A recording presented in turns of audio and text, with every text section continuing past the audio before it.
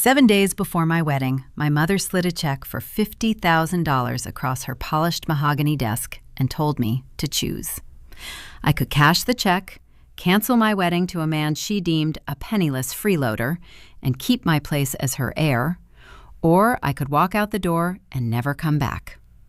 My father sat in his leather chair swirling expensive scotch, refusing to even look at me. I left the check on the desk. I married the man I loved, and they left the front row of my wedding deliberately empty. I am Madison James. I am 34 years old, and I work as a senior forensic accountant in Portland, Oregon. My daily professional life revolves around dissecting corporate fraud, tracing hidden assets, and pinpointing the exact moment a financial liability becomes fatal. If your family ever used their bank account to hold your life hostage, you know the exact knot tightening in my chest right now. Welcome back to Pan of Vengeance. Drop your age in the comments and let me know I am not the only one who had to build a life from scratch. It had been exactly 2,190 days since that ultimatum. 6 years of total, unbroken silence. They did not call when I passed my CPA exams. They did not send a card when my 2 children were born. They certainly did not contribute a single dollar to the 4-bedroom craftsman home I was currently standing inside. Yet here they were, braving the cold Pacific Northwest downpour. The rain beat a steady, heavy rhythm against the cedar siding of my house. I stood in my entryway, the hardwood floor cool beneath my bare feet, staring through the distorted glass lens of my brass peephole. The 2 figures, shifting their weight on my wet welcome mat, registered as the most glaring anomalies I had ever encountered: Victoria and William. Through the curved glass, the decay of their elite status was undeniable. For my entire childhood, my parents projected an aura of impenetrable wealth from their estate in Lake Oswego. They viewed human beings as assets or liabilities. You either increased their social capital or you were a threat to their brand. They wore country club exclusivity like armor. Today, that armor was cracking. I focused on my father as he brushed rain from his shoulders.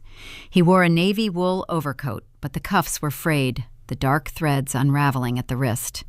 Men who maintain premium investment portfolios do not wear unraveling coats. Then I noticed his left wrist protruding from the sleeve. It was bare, save for a pale, distinct tan line. For a decade, a $40,000 Patek Philippe watch had anchored that wrist. He used to rub the gold bezel when he was anxious. The tan line told a story of sudden liquidation. A man does not simply forget a watch like that. He pawns it when the creditors start calling. Victoria stood a half step behind him, her posture rigid. She clutched a stiff black tote bag. The synthetic material looked cheap, lacking the soft drape of the imported leather handbags she used to collect. Her jaw was tight, her eyes darting toward the street and back to my door, calculating the odds of being turned away. My mind processed the data, stacking the variables. People who view relationships as balance sheets do not drive across town in a storm to apologize for missed birthdays. They do not seek redemption. They seek capital. I placed my hand on the brass deadbolt. The metal felt cold against my palm. I took a slow, measured breath, initiating my mental audit. I turned the lock, pulling the heavy door open, and stepped into the crosshairs of an extortion plot I had yet to uncover. To understand the true gravity of the threat standing on my porch today, we must rewind the clock 6 years. We have to return to a sprawling estate in Lake Oswego to pinpoint the exact moment the foundation of my family crumbled. The primary fracture in our bloodline occurred exactly 7 days before my wedding. I had driven to my parents' home believing we were going to review the final catering invoices and confirm the seating chart. Instead, I was walking into a boardroom execution. The Lake Oswego property was a monument to their ego. Wrought iron gates opened to a quarter-mile driveway lined with imported weeping willows that drooped toward the manicured asphalt. The house itself was a rigid Tudor structure, built on the fundamental premise of keeping the right people in and the wrong people out. The interior smelled perpetually of lemon oil polish, fresh-cut lilies, and silent judgment. The housekeeper met me at the front entrance and without a word directed me down the long, shadowy corridor toward the back of the house. I was summoned to my father's mahogany-paneled home office. I opened the heavy oak door and stepped onto the thick Persian rug. The staging of the room was deliberately designed to project maximum authority. Victoria sat behind the expansive executive desk, wearing a tailored charcoal blazer. Her posture was razor straight, her hands resting flat on the polished wood.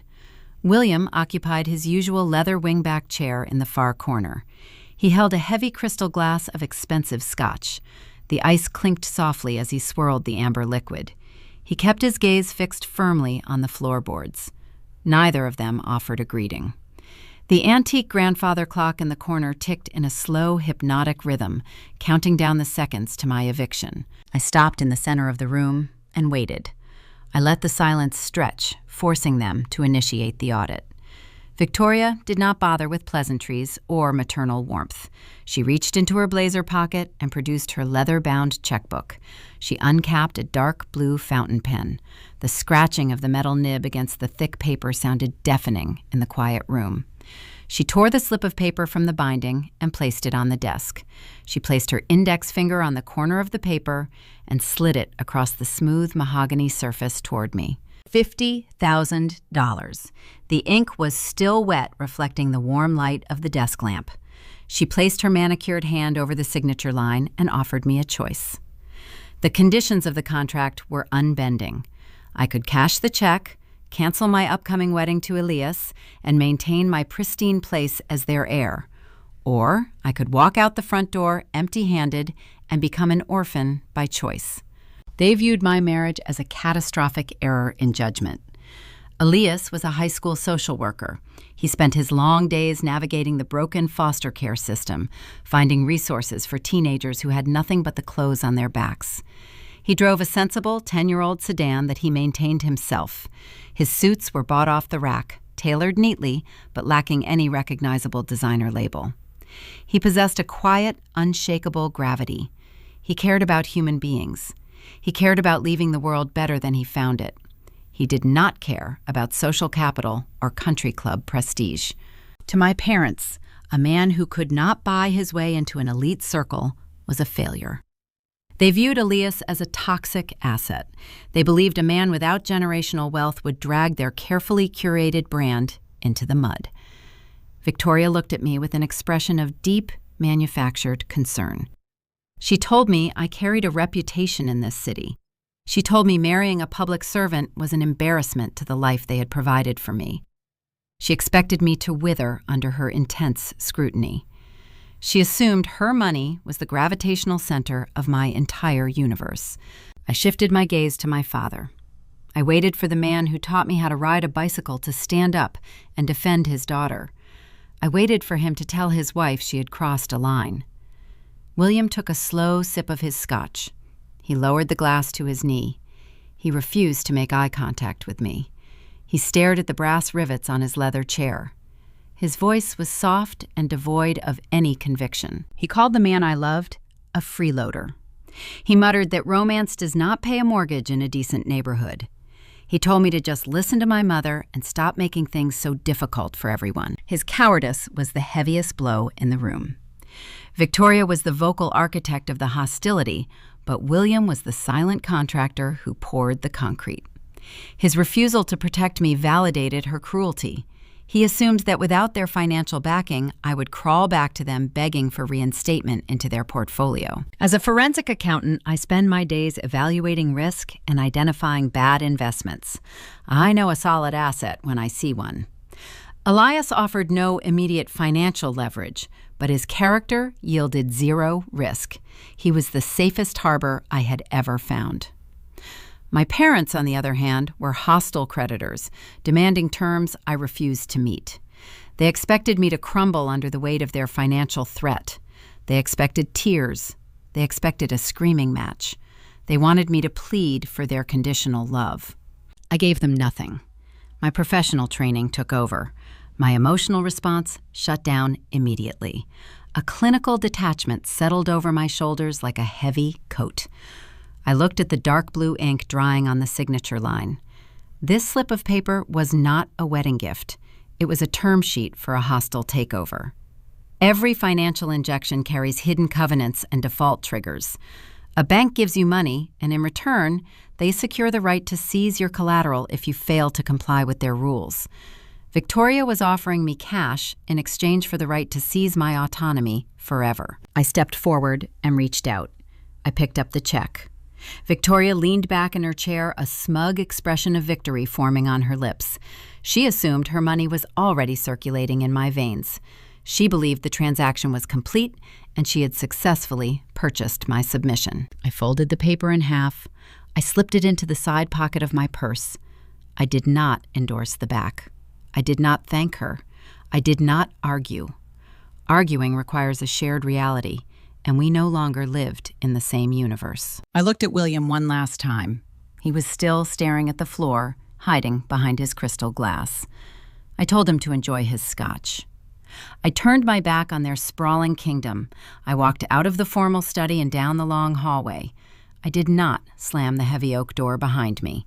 A slammed door indicates lingering anger and a desire to be chased. I simply pulled it shut until the latch clicked into place, signaling a closed account. I stepped into the cold evening air and walked to my car. My heart rate was slow and steady. The psychological chain had been severed. I was free. As I navigated the winding roads away from the Lake Oswego estate, the rain began to fall. The drops hit my windshield in a sporadic, frantic rhythm. The transition from their wealthy, manicured suburb to the grounded reality of my city neighborhood felt like crossing a physical border. I watched the sprawling mansions give way to dense apartment complexes and local businesses. My parents resided in a carefully curated bubble where human value was measured by net worth and zip codes. I was driving back to a world where value was measured by action and integrity. When I unlocked the door to my apartment, the contrast was striking. There were no imported lilies or silent housekeepers. The air smelled of roasting vegetables and the worn, familiar fabric of our living room sofa. Elias was sitting at our small kitchen table reviewing case files for his students under the warm glow of a pendant light. He wore a faded gray sweater, his brow furrowed in concentration, as he tried to figure out how to help a teenager navigate the juvenile court system. He looked up and smiled when I walked in, his eyes crinkling at the corners. The sheer, authentic warmth of his presence washed over me, dissolving the icy residue of my parents' home office. He offered me a cup of tea. I accepted it, letting the ceramic mug warm my cold hands. I did not tell him about the ambush right away. I needed to secure the physical evidence of their betrayal first. I walked straight down the short hallway to my home office. I opened the bottom drawer of my solid oak desk. I placed the uncashed check inside, resting it carefully against a stack of old tax files and client ledgers. I turned the brass key, locking the drawer tight. I wanted to keep that piece of paper exactly as it was, untouched and unendorsed. It would serve as a permanent historical record, a daily reminder of exactly what my freedom cost and exactly what kind of people I had escaped. I knew the fallout was going to be immediate. I knew Victoria would not accept my silent rejection without launching a coordinated counterattack. When a primary investor pulls funding, they do not walk away quietly. They attempt to salt the earth to ensure no one else can build on the land. I sat in my quiet office, breathing in the scent of old paper and bracing myself for the surgical cruelty I knew would arrive with the sunrise. They were going to try to ruin the wedding. I just had to prepare my defenses and ensure they failed. The execution of their threat was swift and surgical. Victoria did not merely decline the invitation to my wedding. She orchestrated a calculated campaign designed to ensure her absence resonated louder than any physical presence could. Within 48 hours of my refusal to endorse her check, the secondary cancellations began flooding my inbox. My aunts, my cousins, and my mother's country club associates all suddenly discovered unavoidable scheduling conflicts. The RSVPs shifted from joyful acceptances to polite, vague apologies. I tracked the declining numbers on my spreadsheet, watching my side of the guest list evaporate, row by row. It was a classic corporate freeze-out. Victoria was leveraging her social influence to isolate me. She wanted me standing alone at the altar, so the sheer public humiliation would break my resolve. She expected the sting of rejection to drive me back to her mahogany desk, asking for forgiveness and a deposit. She underestimated my capacity to cut a loss and restructure a failing project. Instead of mourning the departed guests, Elias and I adjusted our balance sheet. We trimmed the bloated edges of the event and focused on authenticity. We abandoned the concept of premium catering and rented a restored vintage greenhouse nestled deep in the Columbia River Gorge. The venue featured exposed iron beams, creeping ivy, and towering glass walls that let in the raw, unfiltered Oregon sunlight. It lacked the velvet drapery and crystal chandeliers of my parents' preferred country club. It possessed something far more valuable. It was genuine. We funded the entire celebration ourselves, using money saved from my early accounting contracts and Elias's modest state salary. We traded plated prime rib for local food trucks parked on the gravel driveway, serving smoked brisket and roasted vegetables on thick paper plates. We poured craft cider from local orchards instead of imported champagne. Every dollar spent was a dollar we earned through early mornings and long commutes. We built a beautiful, solvent celebration entirely immune to financial extortion. No one could threaten to pull the funding because the funding belonged to us. Saturday afternoon arrived with a crisp, sharp breeze coming off the river. I stood inside the small stone field house near the edge of the property, wearing a simple crepe gown. The logistical triage was over. The vendors were paid, the food was prepared, and the guests were seated. Now I faced the emotional ledger. A single acoustic guitar began playing a slow, unhurried melody, signaling the start of the processional. I stepped out of the field house and walked toward the open doors of the greenhouse. 60 guests sat in wooden folding chairs, turning to watch my approach. These were Elias's fellow social workers, my close colleagues, and the friends who showed up because they valued our character over our catering budget. As I reached the back of the center aisle, my eyes locked onto the front row. 2 white chairs sat deliberately empty on the bride's side. I had instructed the coordinator not to remove them. I needed a physical manifestation of the choice my parents had made. The empty seats were a public declaration to everyone in the room that my bloodline considered my life a mistake. The visual vacancy was designed to be a weapon, meant to broadcast my failure to comply with family expectations. Looking at those 2 chairs, a sudden sharp pang hit the bottom of my stomach. It was the unique grief of mourning people who were still breathing. It was the painful realization that the individuals tasked with protecting you had elected to abandon you instead. I stood frozen for a fraction of a second, the gravel crunching softly beneath my shoes. The acoustic guitar strummed another chord. Then a figure stepped into my peripheral vision. Thomas, my best friend's father, moved out of the second row. Thomas had managed a regional postal route for 35 years. He was a man built on practical labor and quiet reliability. He possessed a modest pension and an abundance of integrity. He walked over to me and extended his right arm. The wool fabric of his suit brushed against my bare shoulder. I looked at his hands. They were weathered and calloused from decades of sorting mail and fixing engines. I contrasted those rough hands with my own father's soft palms. William possessed a heavy bank account, but lacked a spine. Thomas possessed 0 social capital, but carried a moral compass that never wavered. He did not ask questions about family politics or country club drama. He simply saw a gap and offered his strength to fill the void. I looped my arm through his. The trembling in my fingers ceased. We walked down the aisle together. I lifted my gaze away from the empty chairs and looked toward the altar. Elias stood waiting in the filtered sunlight. His shoulders were relaxed, his posture rooted firmly to the floor.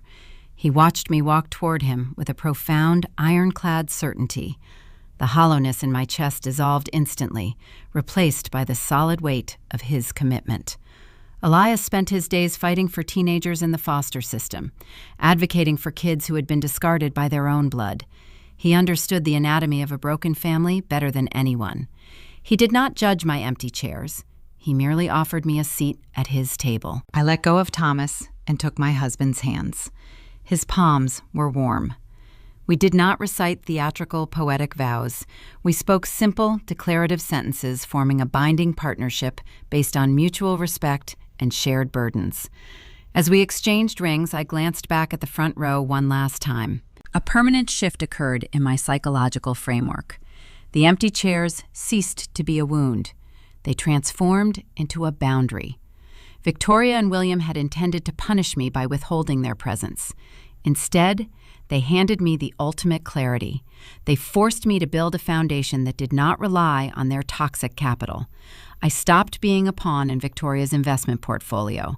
I became the sole architect of my own life. That Saturday in the greenhouse was the last time I let my parents dictate my emotional state.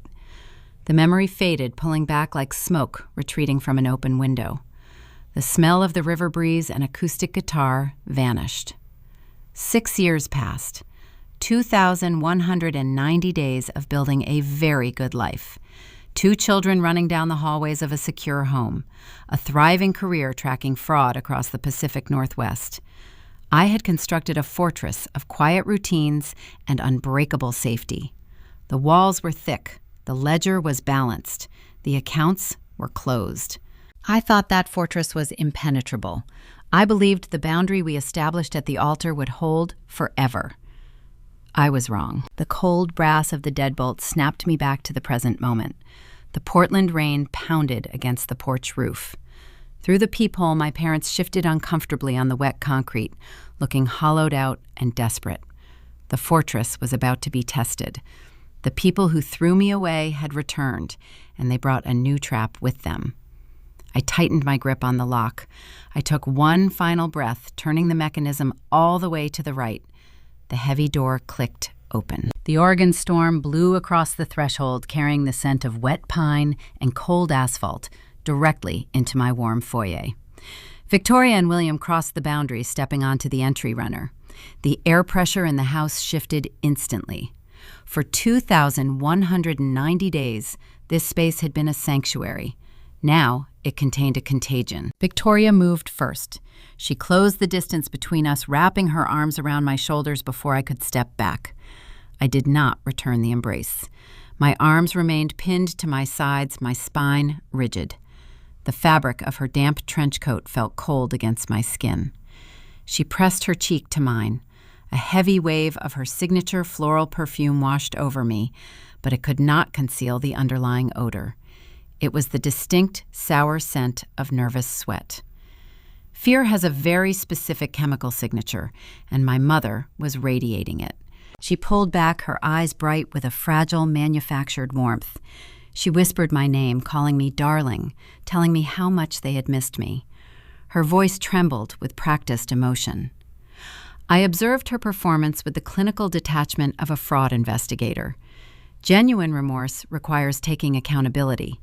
Victoria offered no apologies for the empty chairs at my wedding. She simply pretended the last 6 years of estrangement were a minor scheduling conflict. She was setting a stage, preparing the ground for whatever transaction she intended to execute. Behind her, William pushed the heavy front door shut. The latch clicked, sealing the 3 of us inside. He did not say hello. He did not ask how I was doing. His gaze bypassed his daughter entirely and locked onto the architecture. I watched his eyes dart from the custom crown molding near the 10-foot ceilings down to the wide plank hardwood floors. He was conducting a silent comparative market analysis. 6 years ago, sitting in his mahogany office, he had declared that a public servant like Elias could never provide a decent life. He had assured me that romance would not pay a mortgage in a respectable neighborhood. Yet here he was, standing inside a spacious 4-bedroom craftsman home funded by the combined salaries of a forensic accountant and a social worker. I could see the mental arithmetic happening behind his eyes. He was calculating the square footage, estimating the property taxes, and assessing the market equity. The cognitive dissonance was causing a visible strain on his face. He was a man who preferred to dictate reality from a position of financial superiority. Discovering that I had built a fortress without a single cent of his money fractured his worldview. The hypocrisy was suffocating. For 6 years, they had operated as if I did not exist. I had given birth to a son and a daughter. Those children learned to walk on these floors. Their laughter echoed off these walls every single day. My parents had willfully ignored their grandchildren's entire existence. They had forfeited their right to know my family the moment they issued their ultimatum. Now they expected to walk into my home and be treated like honored guests. Standard social convention dictates that a hostess should offer a warm greeting. A polite daughter would take their damp coats and offer to brew a pot of hot tea to ward off the chill. I did none of those things. I was not a terrified bride anymore, and they were no longer my parents. They were hostile actors trespassing in a secure zone. My professional instincts overrode any residual familial obligation. When auditing a suspect entity, you do not offer comforts that might put them at ease. You maintain control of the environment. You let them sit in their discomfort until the pressure forces a mistake. I stepped back, breaking the remaining physical proximity. I gestured down the hallway toward the living area, keeping my voice neutral and flat. I directed them to walk ahead of me. I wanted to observe their movements without turning my back. We transitioned from the foyer into the open-concept living space. The room was designed for warmth and connection, featuring a stone fireplace and deep, comfortable seating. I guided Victoria and William toward the large sectional sofa. They sank into the cushions, their wet coats dampening the upholstery. They looked entirely out of place, like actors wearing the wrong costumes on a movie set. The fraying threads on William's coat sleeve rested against his knee.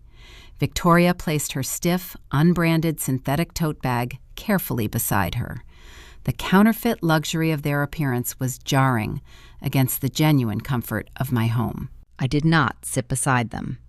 I chose the heavy leather armchair situated opposite the sofa. A solid oak coffee table rested between us, serving as a designated physical barricade.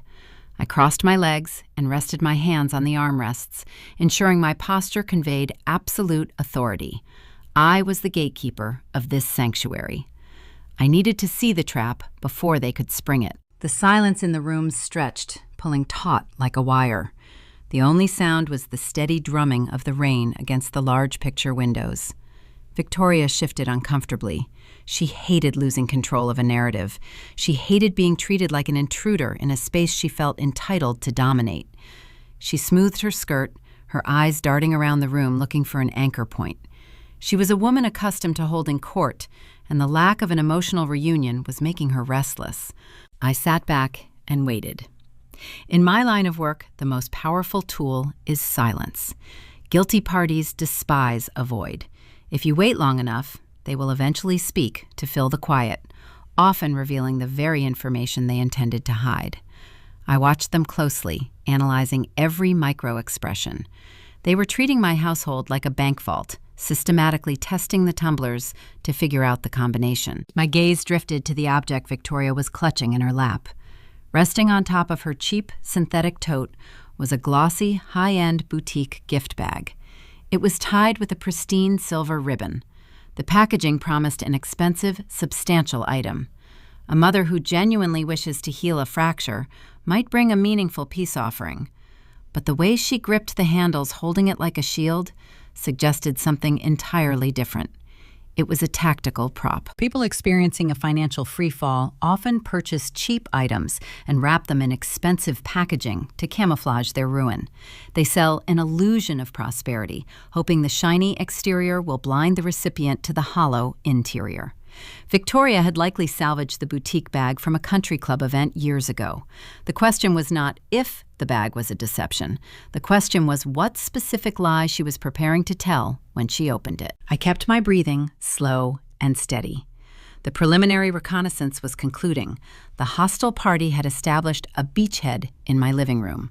They had assessed the perimeter and measured the assets. The opening move was imminent. I watched Victoria slide her manicured fingers under the silver ribbon, preparing to unveil her strategy.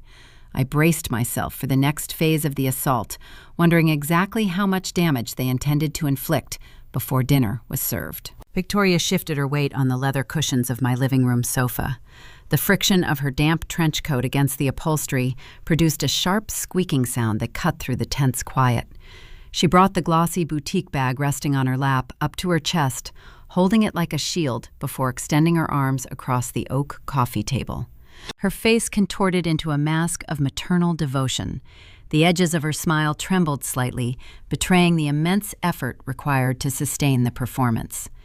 She tilted her head and lowered her vocal register into a breathy, theatrical tone. She announced she had brought a little something for her beautiful grandchildren. The words hung in the air, dripping with saccharine falsehoods. 6 years of ignoring their birthdays, their first steps, and their school plays were supposed to be erased by whatever resided inside that paper vessel. I leaned forward, keeping my spine straight, and accepted the offering. The moment the handles transferred from her manicured fingers to mine, the sensory data betrayed her lie. A bag from a high-end children's boutique usually promises density.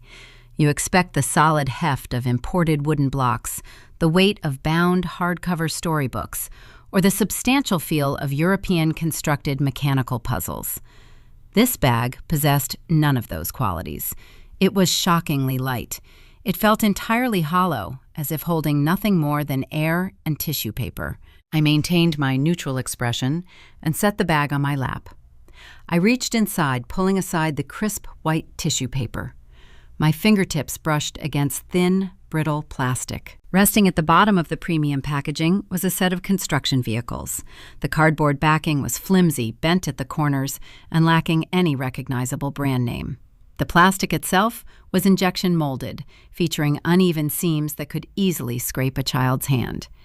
Cheap adhesive decals meant to resemble headlights and logos were already peeling away at the edges. There were no consumer safety certification marks printed anywhere on the packaging. It was the exact type of low-grade inventory relegated to the bottom shelf of a discount pharmacy or a dollar store checkout aisle. My professional instincts engaged, synthesizing the contradiction. I analyze discrepancies for a living. When a corporate client submits an expense report claiming luxury purchases but provides receipts from discount vendors, the gap always points to fraud. Individuals possessing genuine wealth purchase premium goods and place them in simple boxes. Individuals experiencing a financial free-fall purchase substandard items and wrap them in gold foil to hide their ruin. Victoria had clearly salvaged this high-end gift bag from an old country club holiday exchange.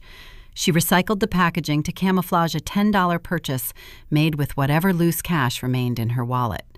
She was desperate to project an illusion of solvency. She needed me to believe the empire in Lake Oswego remained intact. I placed the bag on the floor next to my armchair. I did not thank her. I merely stated the children were asleep upstairs and the toys would remain down here for now. Victoria blinked her practiced smile, faltering for a fraction of a second, when she realized her emotional currency had been rejected. Before she could attempt another maternal overture, William intervened. He leaned forward, resting his elbows on his knees. The frayed cuffs of his navy overcoat brushed against the fabric of his trousers. He bypassed the topic of his grandchildren entirely, lacking the psychological endurance to pretend he cared about their existence. He directed his focus toward the physical structure surrounding us. He cleared his throat, adopting the hearty, resonant tone he used when Erection's junior associates at his firm. It was a tone designed to establish dominance under the guise of camaraderie. He complimented the architectural integrity of the craftsman home. He noted the quality of the masonry on the fireplace. Then the interrogation commenced. He did not ask about my career satisfaction or my daily routine. He asked if Elias and I had locked in a fixed 30-year rate when we purchased the property, or if we had gambled on an adjustable mortgage. He pointed out that interest rates were highly favorable a few years prior, meaning we must be sitting on a decent amount of equity. The sheer audacity of the line of questioning was breathtaking. A father who genuinely desires reconciliation asks about his daughter's health. A hostile entity conducting a financial inventory asks about real estate equity. They were treating my household like a ledger waiting to be balanced. I provided a single-syllable response, confirming the rate was fixed. I offered no surplus data.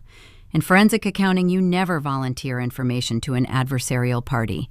You force them to work for every piece of intel. The lack of detail frustrated William, but he pushed forward. He pivoted his focus from the property to my husband. He noted that Elias was still working for the public school district. He mentioned reading an article about the state teachers union ratifying a new contract. His eyes narrowed, assessing my reaction. He asked if Elias's state pension was fully vested by this point. He commented that a guaranteed government pension is a remarkably reliable safety net, especially with the housing market fluctuating. My pulse remained steady, but a cold realization settled into my bones.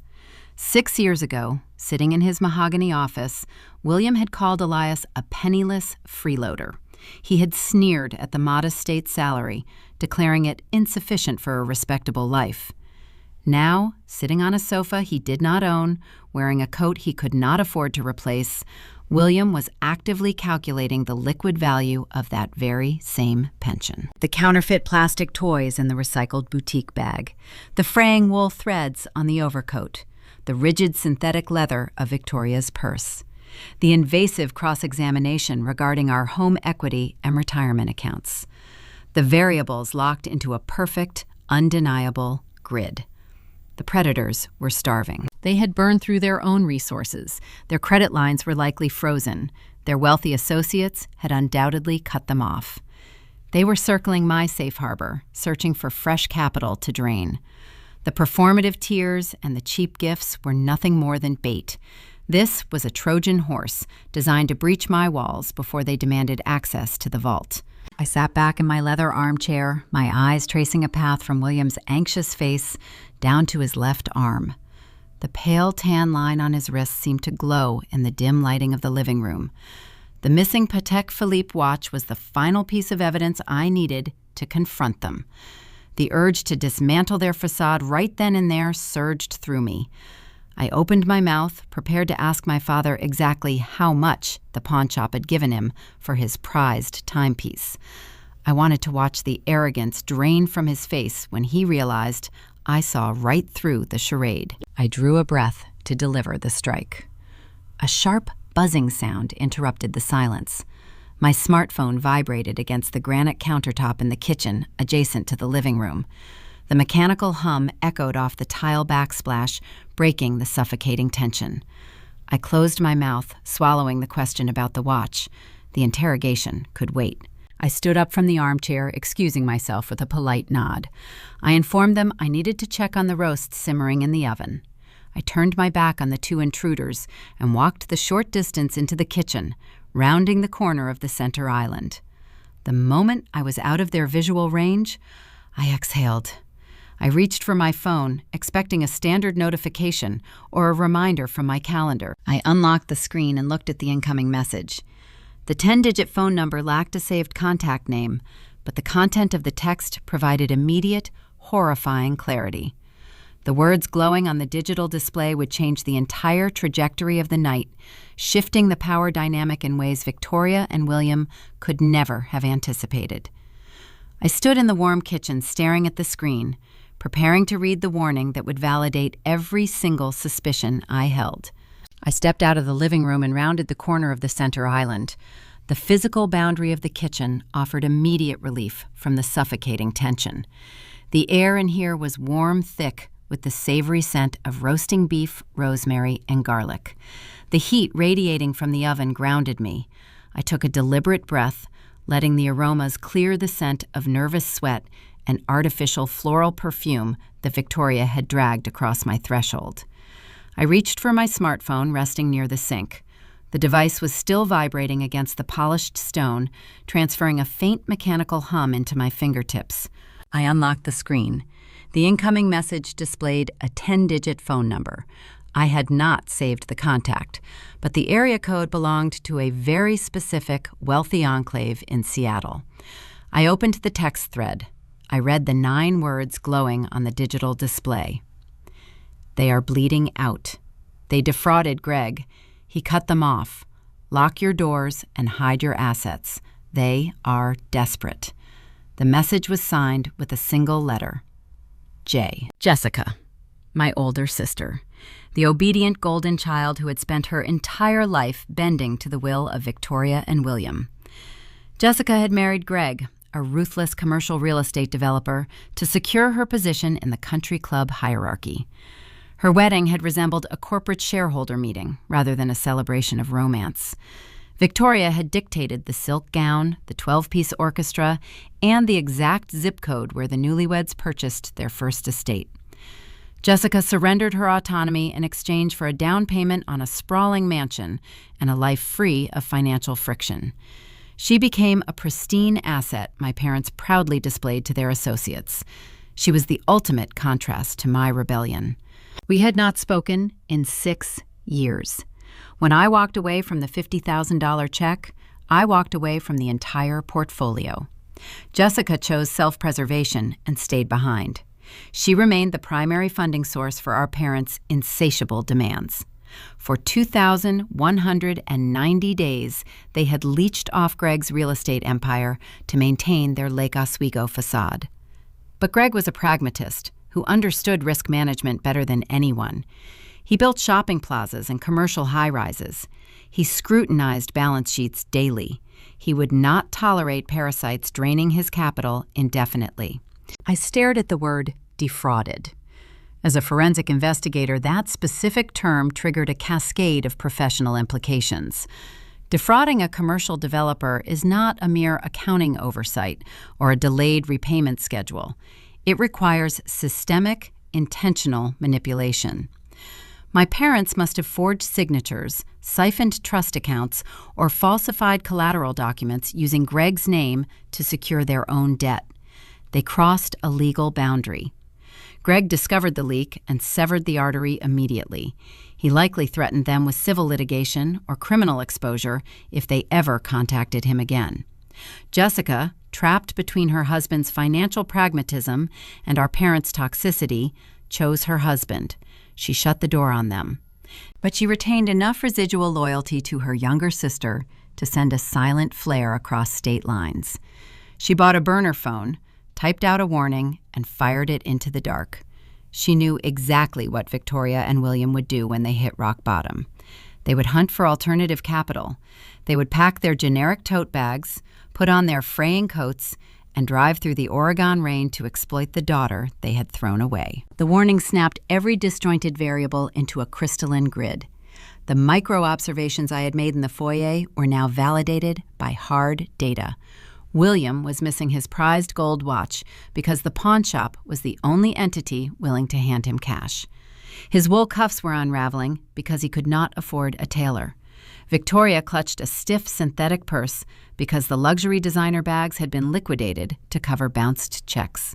The flimsy discount toys hidden inside the recycled boutique packaging were a desperate attempt to project a wealthy illusion on a dollar store budget. The invasive cross-examination regarding my fixed mortgage rates and Elias's state pension made perfect, chilling sense. William was not making awkward small talk. He was actively running a hostile financial inventory of my household.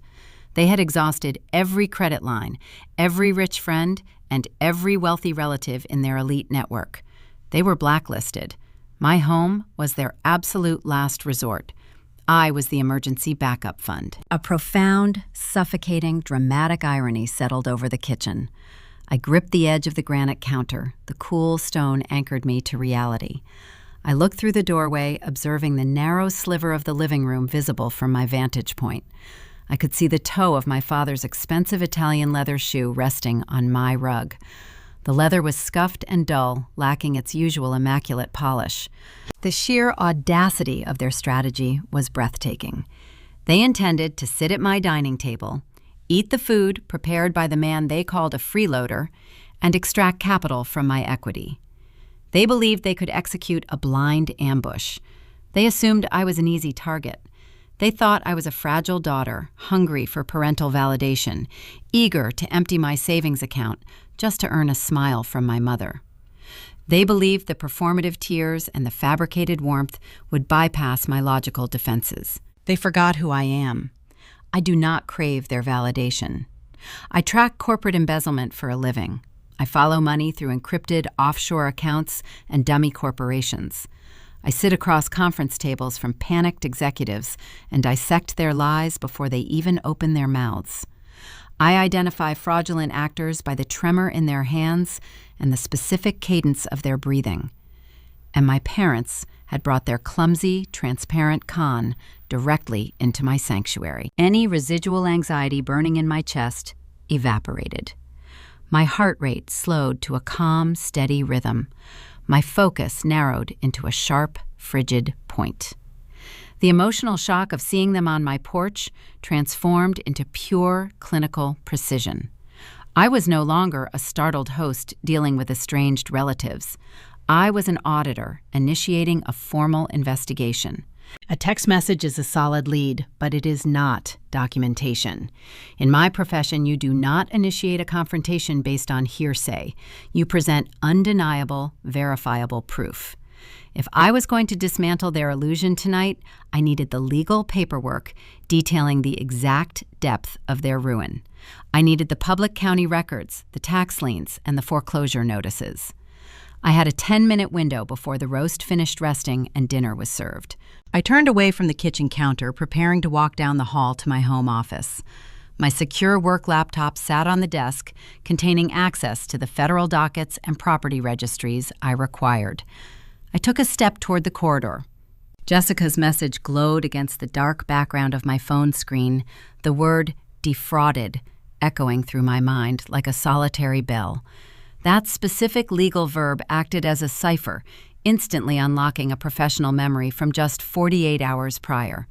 I stood in the warmth of my kitchen, the scent of roasting beef and rosemary suddenly fading into the background as the pieces of a complex financial puzzle snapped together with chilling precision. 2 mornings ago, the managing partner of my firm had walked into my office and dropped a thick dossier onto my glass desk. A federal syndicate had retained our agency to execute a deep trace on the hidden holdings of a defunct real estate shell company. The feds were preparing a sweeping asset seizure, and they needed our expertise to untangle the web of dummy corporations holding the capital. I had opened the cover sheet and read the name of the primary LLC. It was the exact holding entity my parents had utilized for decades to shield their investments and obscure their tax liabilities. The ethical guidelines governing a licensed, certified public accountant are rigid and unforgiving. When a conflict of interest materializes, you do not hesitate. You build an immediate firewall. I had closed the dossier, walked directly back into the managing partner's office, and formally recused myself from the investigation. I surrendered the file to another senior investigator to protect the integrity of the firm and my own license. I did not read the confidential federal affidavits. I did not review the sealed indictments. I did not have to. By handling the cover sheet alone, I knew the operational timeline. Federal agencies move with a specific, predictable rhythm once they engage outside forensic contractors. The subpoenas were already signed. The asset freezes were queued. The federal hammer was scheduled to drop on Victoria and William this coming Monday morning. Warrants would be executed. Accounts would be locked. Their financial ruin was imminent and unavoidable. I set my phone face down on the cool granite countertop. I did not need to breach the ethical firewall of my firm to verify Jessica's warning. I did not need confidential federal data to see the blood in the water. I am a master of open source intelligence.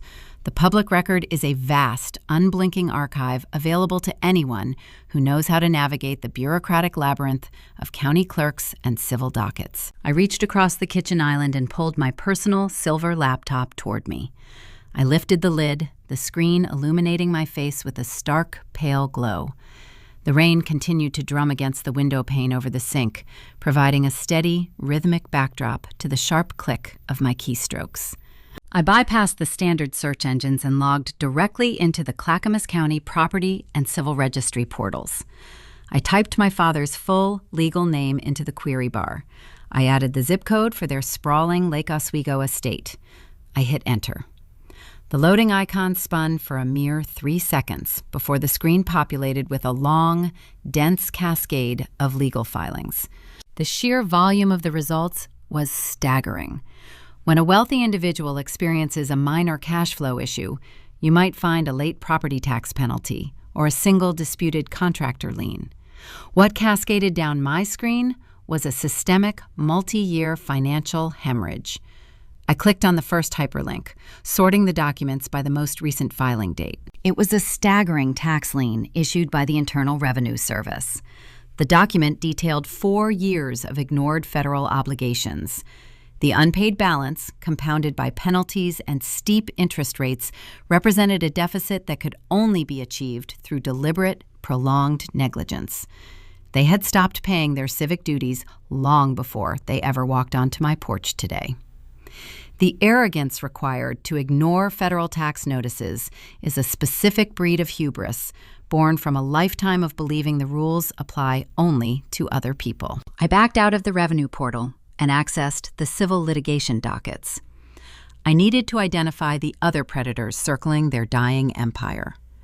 The active lawsuits painted a grim, undeniable portrait of their collapse.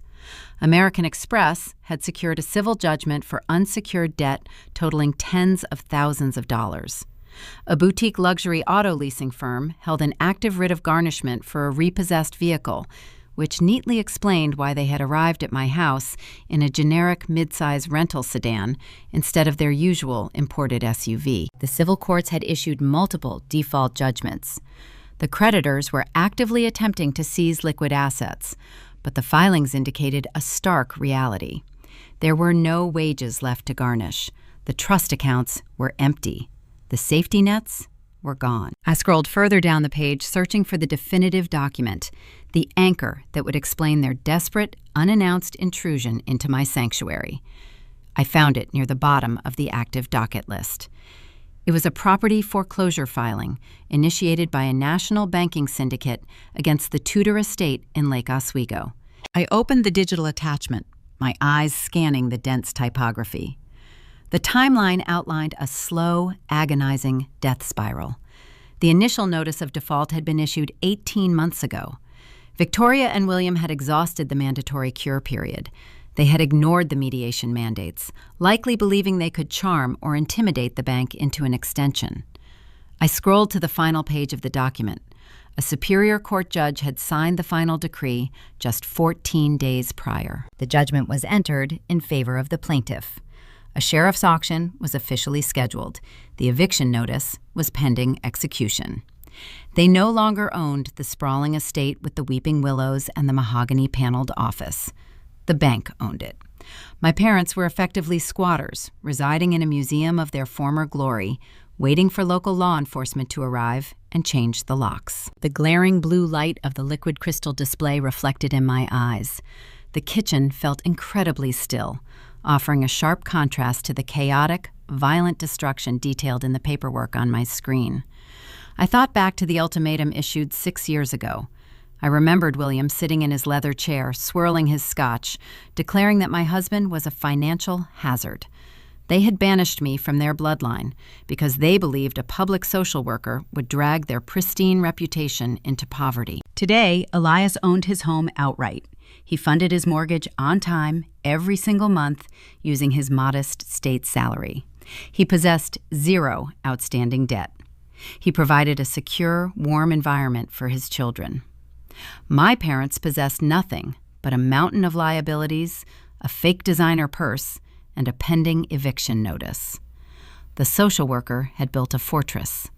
The wealthy elites had burned their own castle to the ground. I moved the cursor to the top right corner of the screen and clicked the print icon. I routed the command to the wireless laser printer located in my adjacent home office. I left the laptop on the kitchen island and walked the few steps down the short hallway to my study. The internal rollers of the printer engaged with a low mechanical hum. A crisp white sheet of paper slid into the output tray. Then another, and another. The machine methodically generated the physical evidence of their ruin. I gathered the warm sheets of paper, organizing them chronologically. The federal tax lien sat on top, followed by the credit card judgments, concluding with the finalized foreclosure decree. The stack of paper felt heavy in my hands. It was the physical manifestation of a collapsed facade. I opened the top drawer of my filing cabinet and pulled out a plain, unmarked manila folder. I slid the court documents inside and closed the flap. This folder was my armor. It was the shield I would use to deflect the emotional manipulation they planned to launch across my dining table tonight. The trap was fully set. I possessed the legal proof of their bankruptcy, yet they remained entirely oblivious to my discovery. They assumed they were walking into a rigorous financial audit conducted by a professional gatekeeper. They did not realize the verdict had already been rendered. I turned away from my desk, holding the manila folder against my side, prepared to walk back into the living room and serve dinner. Before I could cross the threshold of my study, the auditory landscape of the house shifted. The steady rhythm of the rain outside was broken by a distinct internal sound. I heard the unmistakable heavy tread of expensive leather shoes scraping against the hardwood floor. The footsteps were not returning to the living room sofa. They were not walking toward the kitchen to offer assistance. William was moving down the secondary corridor, the narrow hallway that led directly to the utility door, the door that opened into the attached garage. Elias was out there, wearing his faded sweater, stacking cedar logs to bring inside for the fireplace. The realization crystallized instantly. William recognized that my logical defenses were too impenetrable to breach directly. He needed a weak link. He assumed my husband, carrying the stigma of a modest public salary, harbored secret insecurities about his worth. The hostile target was attempting to isolate Elias, maneuvering him away from my protective oversight to launch a private ambush. The predators were making their move, and I needed to intercept the strike before the trap snapped shut. The narrow corridor leading to the utility door felt like a pressure vacuum. I pressed my shoulder blades flat against the cool drywall, slipping into the shadows just beyond the reach of the living room lighting. The heavy fire door separating the main house from the attached garage stood cracked open, perhaps an inch or two. A thin sliver of harsh fluorescent light spilled across the hardwood floor, painting a bright yellow line in the dim hallway. I held my breath, anchoring the manila folder against my ribs. The concrete architecture of the garage acted as a natural acoustic amplifier, carrying every sound back to my position with pristine clarity. I heard the scuff of William's expensive Italian leather shoes dragging across the cement. He was moving deliberately, invading a space that did not belong to him. Elias was out there standing near the workbench. I could hear the dull thud of split cedar logs being stacked into a canvas carrier. My husband is a man who spends his professional life navigating the broken edges of the foster care system. He routinely de-escalates panicked teenagers, diffuses hostile encounters with negligent guardians, and absorbs the raw trauma of discarded youth. He possesses a psychological endurance that cannot be rattled by country club posturing. William, however, operated under the delusion that everyone craved his validation. He assumed Elias harbored deep-seated insecurities regarding his modest state salary and would leap at the opportunity to earn a wealthy patriarch's respect. William cleared his throat, deploying the resonant, patronizing baritone he reserved for caddies and junior associates. He initiated the ambush using a phrase designed to exclude me entirely. Elias, man to man. The words echoed off the concrete walls, dripping with manufactured camaraderie. It was a tactical flank maneuver. William recognized that my forensic defenses were impenetrable. He could not con an auditor with a fake smile and a cheap plastic toy. Instead, he sought a vulnerability in the perimeter. He intended to bypass the gatekeeper by manipulating the man he mistakenly perceived as a subordinate. I listened to the rustle of the canvas bag as Elias paused his task. He did not offer a greeting. He simply allowed the silence to stretch, forcing the intruder to state his business without a polite runway. William pushed forward, undeterred by the lack of welcome. Victoria and I are currently managing a complex asset restructuring. The lie was smooth, rehearsed, and breathtakingly arrogant. Hearing the term asset restructuring applied to a catastrophic federal bankruptcy proceeding was a masterclass in narcissistic delusion. He was attempting to rebrand a multi-year financial hemorrhage as a sophisticated corporate maneuver. It is a minor cash flow bottleneck tied up in escrow.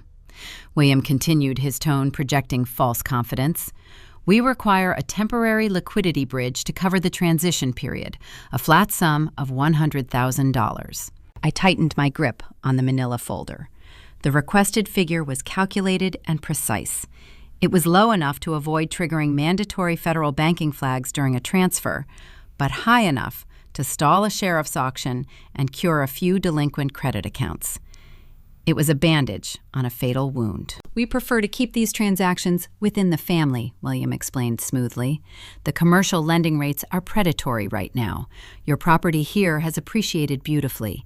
Securing a secondary home equity line of credit would be a simple, streamlined process. The approval would be immediate." He took a step closer to Elias. The scrape of his leather shoe against the concrete signaled a shift from casual observation to direct pressure. William lowered his voice, dropping into a conspiratorial register meant to forge a toxic alliance. "I know Madison controls the purse strings in this household," William murmured, striking at the fragile ego he assumed my husband possessed. "She can be stubborn. She holds on to old grudges. But you are the man of the house, Elias. You live under her roof, but you should wear the pants. If you authorize the equity draw, she will fall in line. Secure the funds for us, and I will officially welcome you to the board. Prove your loyalty, and we will consider the past forgiven." The audacity of the pitch was staggering. A man standing on the precipice of total ruin, wearing a fraying overcoat, was offering to validate a man who owned his sanctuary outright. William was leveraging an archaic brand of toxic masculinity, attempting to goad my husband into asserting financial dominance over me. He believed the promise of elite acceptance, a seat at a table that no longer existed, would blind Elias to the monumental risk of handing over a six-figure sum. I waited in the hallway, my pulse maintaining a slow, rhythmic beat. A lesser man might have puffed out his chest and demanded an apology.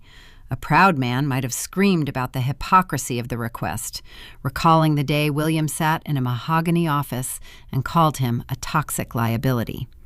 Elias did neither. Through the narrow crack in the door, I watched my husband's silhouette shift under the fluorescent lights. He did not clench his fists. He did not raise his voice to defend my autonomy or his own dignity. He simply lifted his left wrist, bringing his forearm parallel to his chest. He casually tapped the glass face of his smartwatch. The small digital screen illuminated briefly in the dim garage. He had initiated a voice recording the moment William uttered the phrase, "man to man." The tiny microphone embedded in the device captured every single syllable of the extortion attempt. It recorded the condescending demands, the specific dollar amount requested, and the predatory suggestion that Elias should override my financial authority to save a sinking ship. Elias lowered his arm, seamlessly integrating the motion into the act of grabbing the canvas carrier. He hoisted the heavy load of split cedar logs onto his shoulder with effortless strength. He looked at the man who had banished him from a wedding 6 years prior. His expression remained entirely unreadable, a blank slate offering zero emotional return on the manipulative investment. "Let's go eat, William," Elias replied. His voice was deadpan professional and utterly devoid of warmth. It was the exact tone he used to conclude a meeting with a combative parole officer. He did not wait for a response. He turned his back on the older man and walked toward the utility door. William stood frozen near the workbench for a fraction of a second. I could hear the sharp intake of his breath. He was accustomed to obedience, or at least deference. He had expected Elias to stumble over his words, to show gratitude for the sudden inclusion, or to exhibit defensive insecurity. The flat dismissal rattled him, but his arrogance quickly paved over the doubt. He followed Elias, assuming the seed of rebellion had been successfully planted. He believed the gears were now turning in his son-in-law's mind. I stepped back from the doorframe, melting further into the shadows as the heavy fire door swung open. Elias crossed the threshold, carrying the firewood. Our eyes met for a single fleeting moment. He offered a microscopic nod. The silent exchange of data was complete. The hostile operation was fully compromised. William stepped into the hallway a moment later, adjusting the lapels of his frayed coat. He projected a hearty, false confidence, acting as if the garage conversation had never occurred. He thought he had executed a brilliant flank maneuver, bypassing my authority to manipulate his designated pawn. He had no idea he had just handed the enemy the exact coordinates of his artillery. I possessed the physical court documents proving their bankruptcy, resting quietly inside the folder under my arm.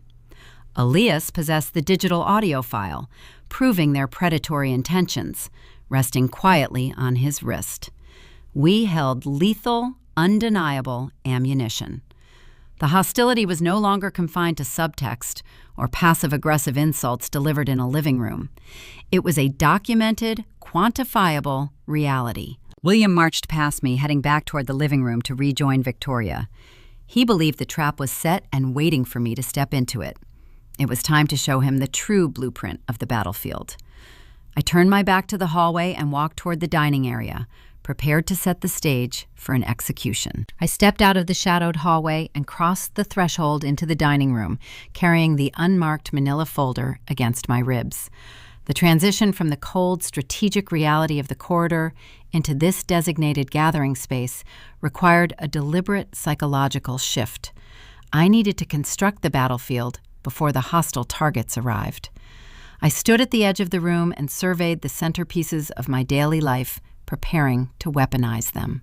The room was anchored by a massive piece of furniture that represented the antithesis of everything my parents valued. The dining table was a solid, heavy expanse of reclaimed oak. Elias had purchased this table to celebrate his first major pension milestone after 5 years of working in the state foster care system. It was a tangible testament to honest, exhausting labor. The wood featured deep natural grains, subtle imperfections, and a rugged strength that could not be manufactured in a corporate catalog.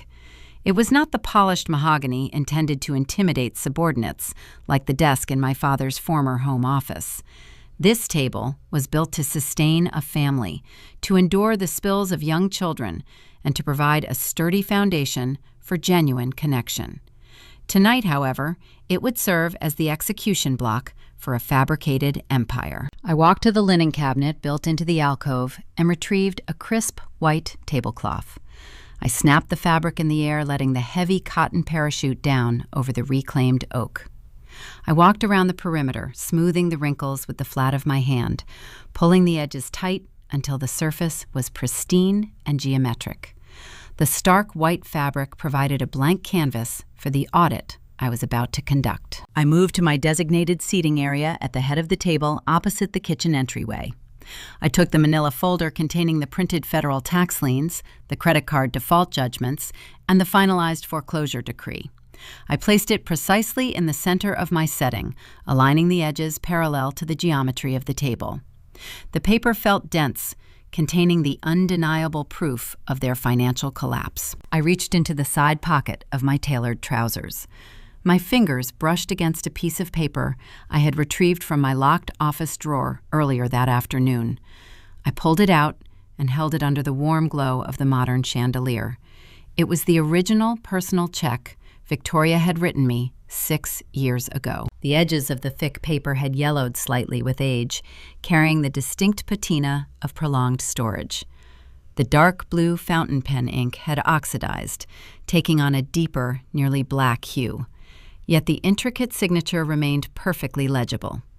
$50,000, the exact price my mother had assigned to my autonomy. I traced my thumb over the unendorsed back of the slip. For 2,190 days, this rectangular artifact had served as a silent reminder of the conditional nature of their affection. It was the contract they authored to ensure my isolation. I lowered my hand and placed the yellowed check gently on top of the manila folder. It rested directly above the printed court dockets, creating a devastating chronological layer of their hubris. The bribe they used to banish me sat directly atop the evidence of their current destitution. I reached across the table and grabbed a thick woven placemat. I dragged it toward my setting and laid it squarely over the entire cache of evidence. The concealment was flawless. The textured mat hid the folder and the check, creating a smooth, unbroken dining surface. A casual observer would see nothing more than a standard domestic arrangement.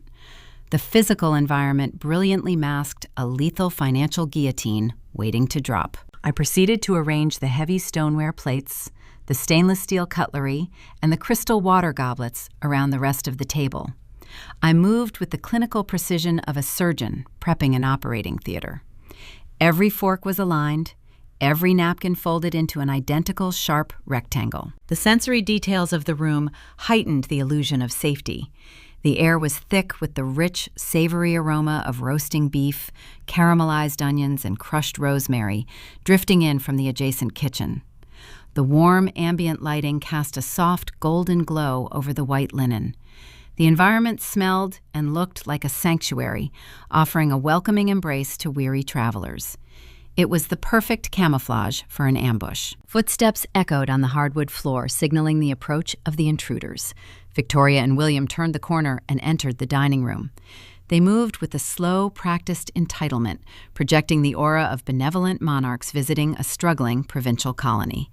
They had spent decades cultivating a posture of superiority, and even in the face of imminent eviction, they clung to the performance. Victoria took the chair to my right, smoothing the skirt of her dress as she sat.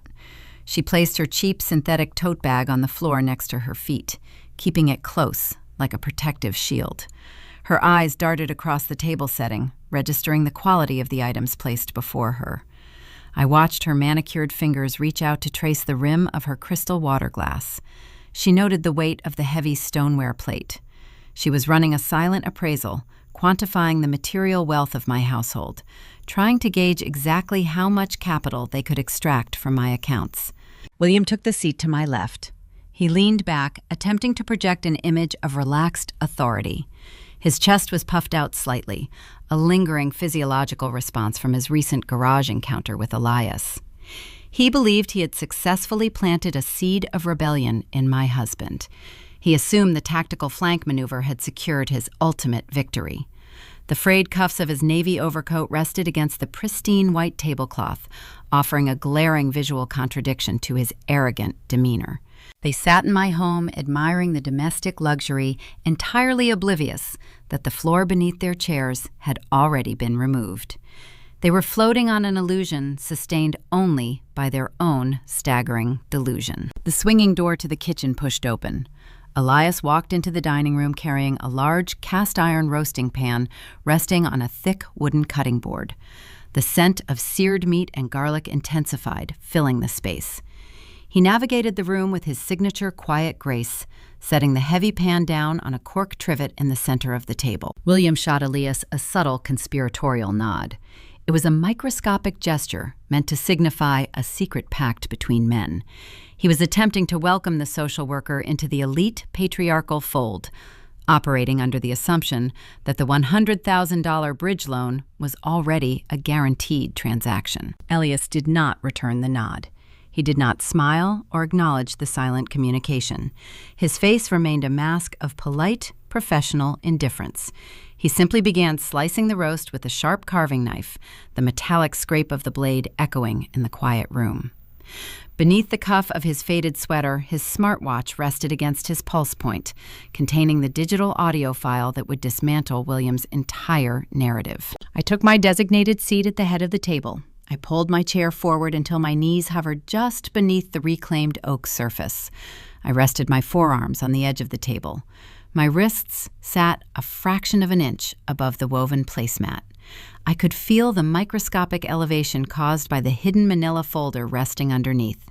The undeniable proof of their ruin lay directly beneath my fingertips, waiting for the precise moment of deployment. The dramatic tension in the room peaked, stretching into a dense, suffocating weight.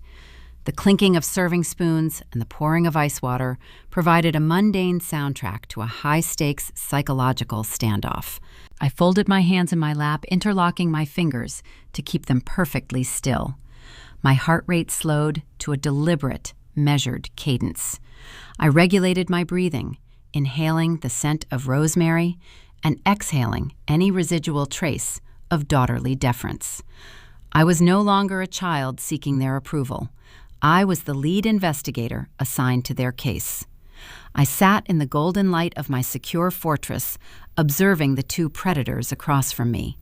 I waited in the silence, offering no conversation and no comforting platitudes. I merely watched their faces, waiting for one of them to make the fatal mistake of firing the first shot. The serving utensils clattered against the heavy stoneware, transferring roasted beef and caramelized root vegetables onto pristine plates. I sat at the head of the reclaimed oak table, watching my parents navigate a meal they had zero right to consume. Victoria picked up her stainless steel fork. She sliced a tiny, precise portion of the meat, bringing it to her lips with practiced elegance. She chewed slowly, her eyes scanning the room, calculating the exact moment to launch her offensive. The ambient glow of the modern chandelier caught the frayed edges of William's navy coat, highlighting the glaring disparity between their projected status and their grim reality. The dining room was filled with the mundane sounds of chewing and ice shifting in crystal goblets. It was a domestic symphony masking a high-stakes psychological war. The rich scent of garlic and seared fat hung in the air, a stark contrast to the sterile lemon polish of the Lake Oswego estate they were currently losing. Victoria swallowed her food and dabbed the corner of her mouth with a white linen napkin. She folded the cloth neatly, placing it next to her plate with deliberate care. Her posture softened the rigid country club armor, melting away to reveal a meticulously crafted facade of vulnerability. She let out a long, shuddering breath, a tactical exhalation designed to command the emotional center of the room and draw our collective focus. Being here in your lovely home puts everything into perspective. Victoria began, her voice dropping into a hushed, fragile register that I had never heard her use during my childhood. She placed her right hand flat against her sternum, pressing her manicured fingers right over her heart. She looked at me, her eyes shining with manufactured tears that stubbornly refused to fall. "I had a scare last month, Madison," she whispered, layering her words with breathless gravity. "A cardiac anomaly. The specialists ran a battery of tests. They kept me overnight on a monitor." I observed her facial muscles with the clinical detachment of a seasoned auditor. True fear leaves a permanent physical imprint. When I interview corporate embezzlers facing imminent federal indictment, I see a specific, undeniable tension in their jawlines. I notice the erratic, shallow rhythm of their breathing. Victoria carried no such tension. Her skin was smooth, her expression a rehearsed picture of distress. Her breathing was perfectly regulated. She was reciting a script written to exploit biological empathy. "When you lie in a hospital bed," she continued, her voice trembling with artificial regret, "the trivial disagreements of the past simply fade away. You realize that your legacy is not your social standing or your investment portfolio. Your legacy is your blood. I realized I could not leave this earth without healing this family. We need to support each other through these transitional phases." It was a grotesque weaponization of mortality. She was utilizing a fabricated illness as a shield against accountability. By introducing the specter of death, she intended to paralyze my logical defenses, expecting me to abandon my boundaries out of sheer guilt. She anticipated that I would rush across the room, take her trembling hand, and beg for reconciliation. She believed a fake medical emergency would erase a genuine 6-year estrangement. I remained perfectly still. My forearms rested lightly on the table, hovering millimeters above the hidden manila folder containing her finalized foreclosure decree. I offered a polite, measured nod, keeping my tone as regulated as a thermostat. "I hope your recovery is progressing smoothly," I replied. I provided no surplus emotion. I denied her the dramatic reaction she required to fuel her narrative, leaving her theatrical plea hanging in the sterile air. The lack of an emotional return disrupted Victoria's rhythm. She blinked, the manufactured tears drying instantly as her fragile persona hit a wall of impenetrable ice. Before the silence could stretch into an uncomfortable void, William intervened. He cleared his throat, a loud, guttural sound that signaled a sharp shift in strategy. The emotional extortion had failed, so he pivoted directly to the pragmatic demand. He straightened his spine, attempting to project the patriarchal authority he had wielded so effortlessly 6 years ago in his mahogany office.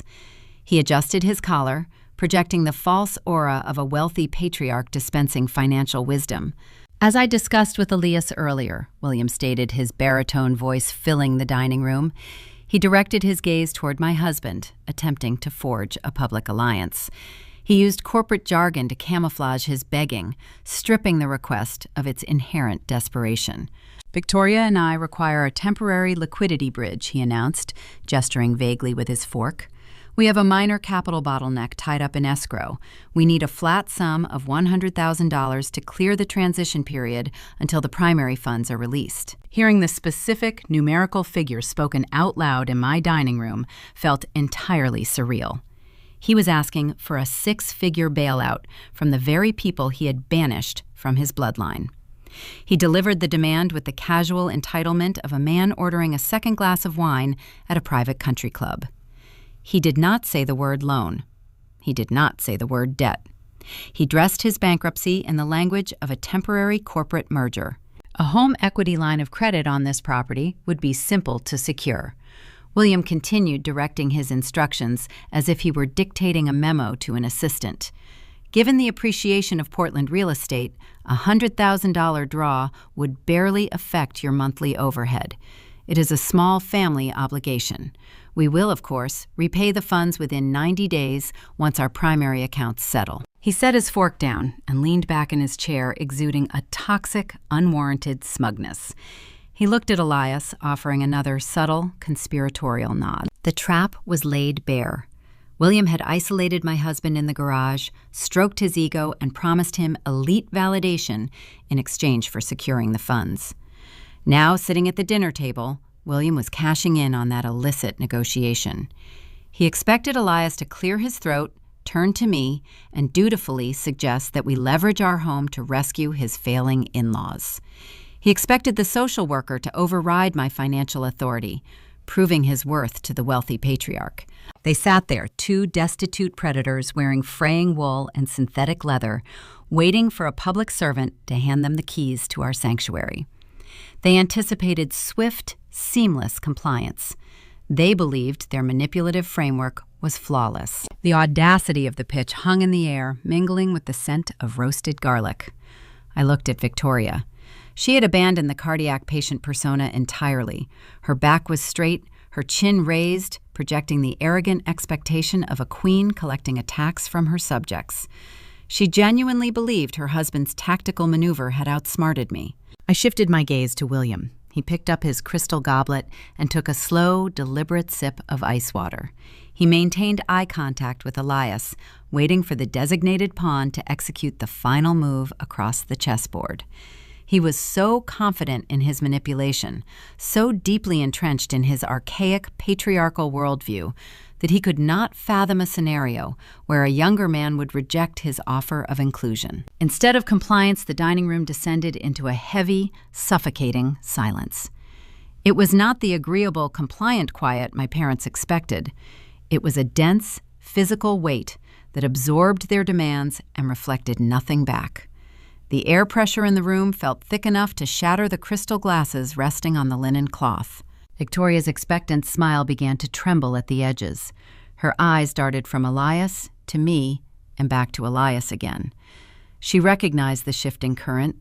She sensed the friction, but she lacked the data to understand why the mechanism was failing. William's smug expression faltered. The leather of his chair creaked loudly as he shifted his weight. He gripped the edge of the reclaimed oak table, his knuckles turning a pale shade of white. The realization that his garage ambush had struck an impenetrable wall was slowly creeping into his consciousness. I watched my husband. Elias sat at the far end of the table. He wore his faded gray sweater, his broad shoulders relaxed, exuding the quiet, unshakable gravity that had anchored me on our wedding day. He did not look at William with deference or intimidation. He looked at the older man with the detached, analytical curiosity of a scientist observing a desperate parasite attempting to drain a host. Elias chewed a piece of roasted vegetable, swallowed, and reached for his white linen napkin. He calmly wiped the corner of his mouth. The methodical, unhurried nature of his movements amplified the tension in the room, stretching the silence until it felt like a taut wire ready to snap. He folded the napkin and placed it neatly next to his plate. He picked up his heavy stainless steel fork and tapped it lightly against the edge of his porcelain dish. He slowly set the fork down. The metallic clink echoed sharply across the quiet table, a definitive punctuation mark ending their fabricated narrative. Beneath the cuff of his sweater, the digital screen of his smartwatch rested against his pulse, containing the exact audio file needed to dismantle William's patriarchal facade. Elias rested his forearms on the table, leaning forward slightly, preparing to detonate the first charge. The quiet in the dining room felt dense, a physical entity pressing down on the reclaimed oak table. William sat back with his crystal goblet, waiting for his designated pawn to move. He expected a specific sequence of events. He anticipated Elias clearing his throat, adopting a deferential posture, and presenting the $100,000 request as a necessary sacrifice for the greater good of the family. He wanted my husband to act as his proxy, doing the dirty work of asking for the money, so William could maintain the illusion of a wealthy patriarch overseeing a minor transaction. Elias looked at William. His gaze held the detached, analytical curiosity of a scientist observing a desperate parasite struggling in a petri dish. My husband spends his days in family courtrooms, testifying on behalf of neglected children. He understands the mechanics of narcissistic manipulation. He recognizes the tactics adults use to extract compliance from vulnerable targets.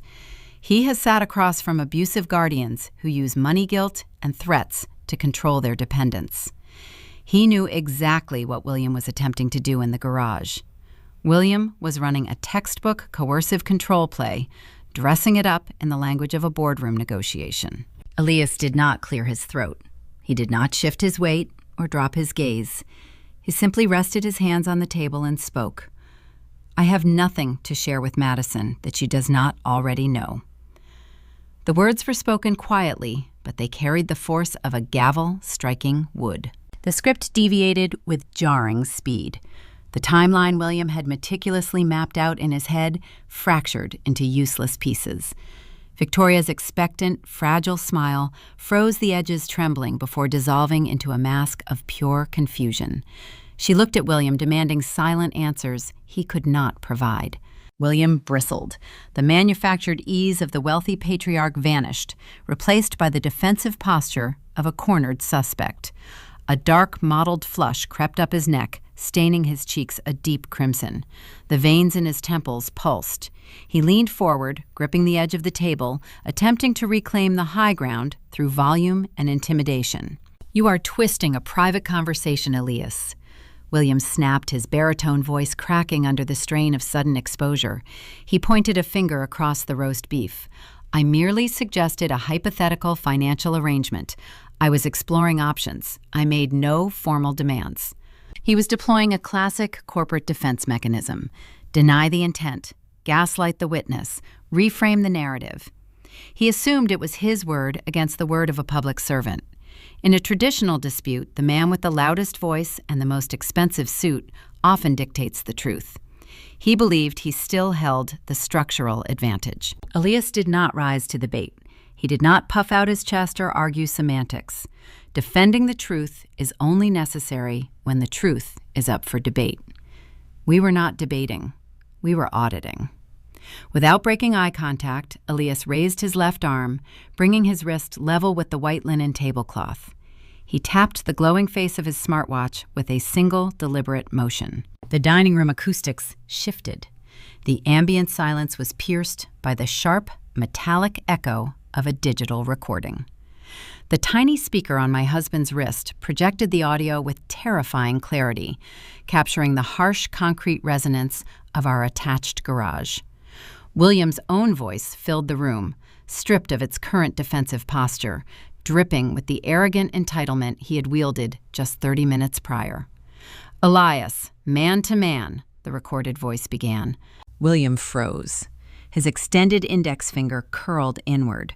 The blood drained from his flushed cheeks, leaving his skin a sickly ashen gray.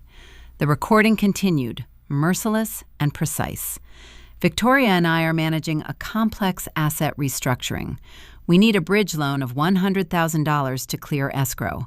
I know Madison controls the purse strings, but you are the man of the house.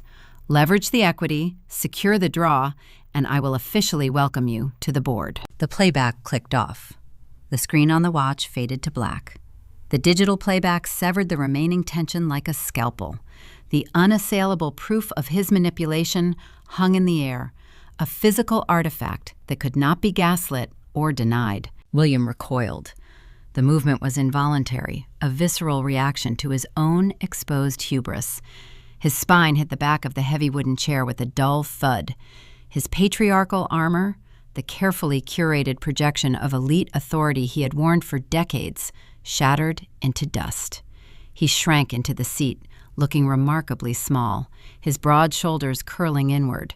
The man who had commanded mahogany boardrooms and country club galas was reduced to a speechless, destitute fraud caught in a transparent lie. I watched the realization wash over Victoria. Her eyes darted frantically around the room, tracking from the smartwatch to her husband and finally to me. Her breathing turned shallow, the rhythmic rise and fall of her chest accelerating into a quiet, contained panic. She grasped the synthetic handle of her cheap tote bag, her knuckles turning white against the faux leather. For 6 years, she had consoled herself with a specific narrative. She had convinced herself that I married a weak, penniless liability. She believed Elias was a subordinate entity who could easily be bought or bullied if the proper pressure was applied. The audio recording dismantled that core belief. She realized with chilling clarity that her obedient son-in-law was immune to their poison. He did not covet their wealth. He did not crave their elite validation.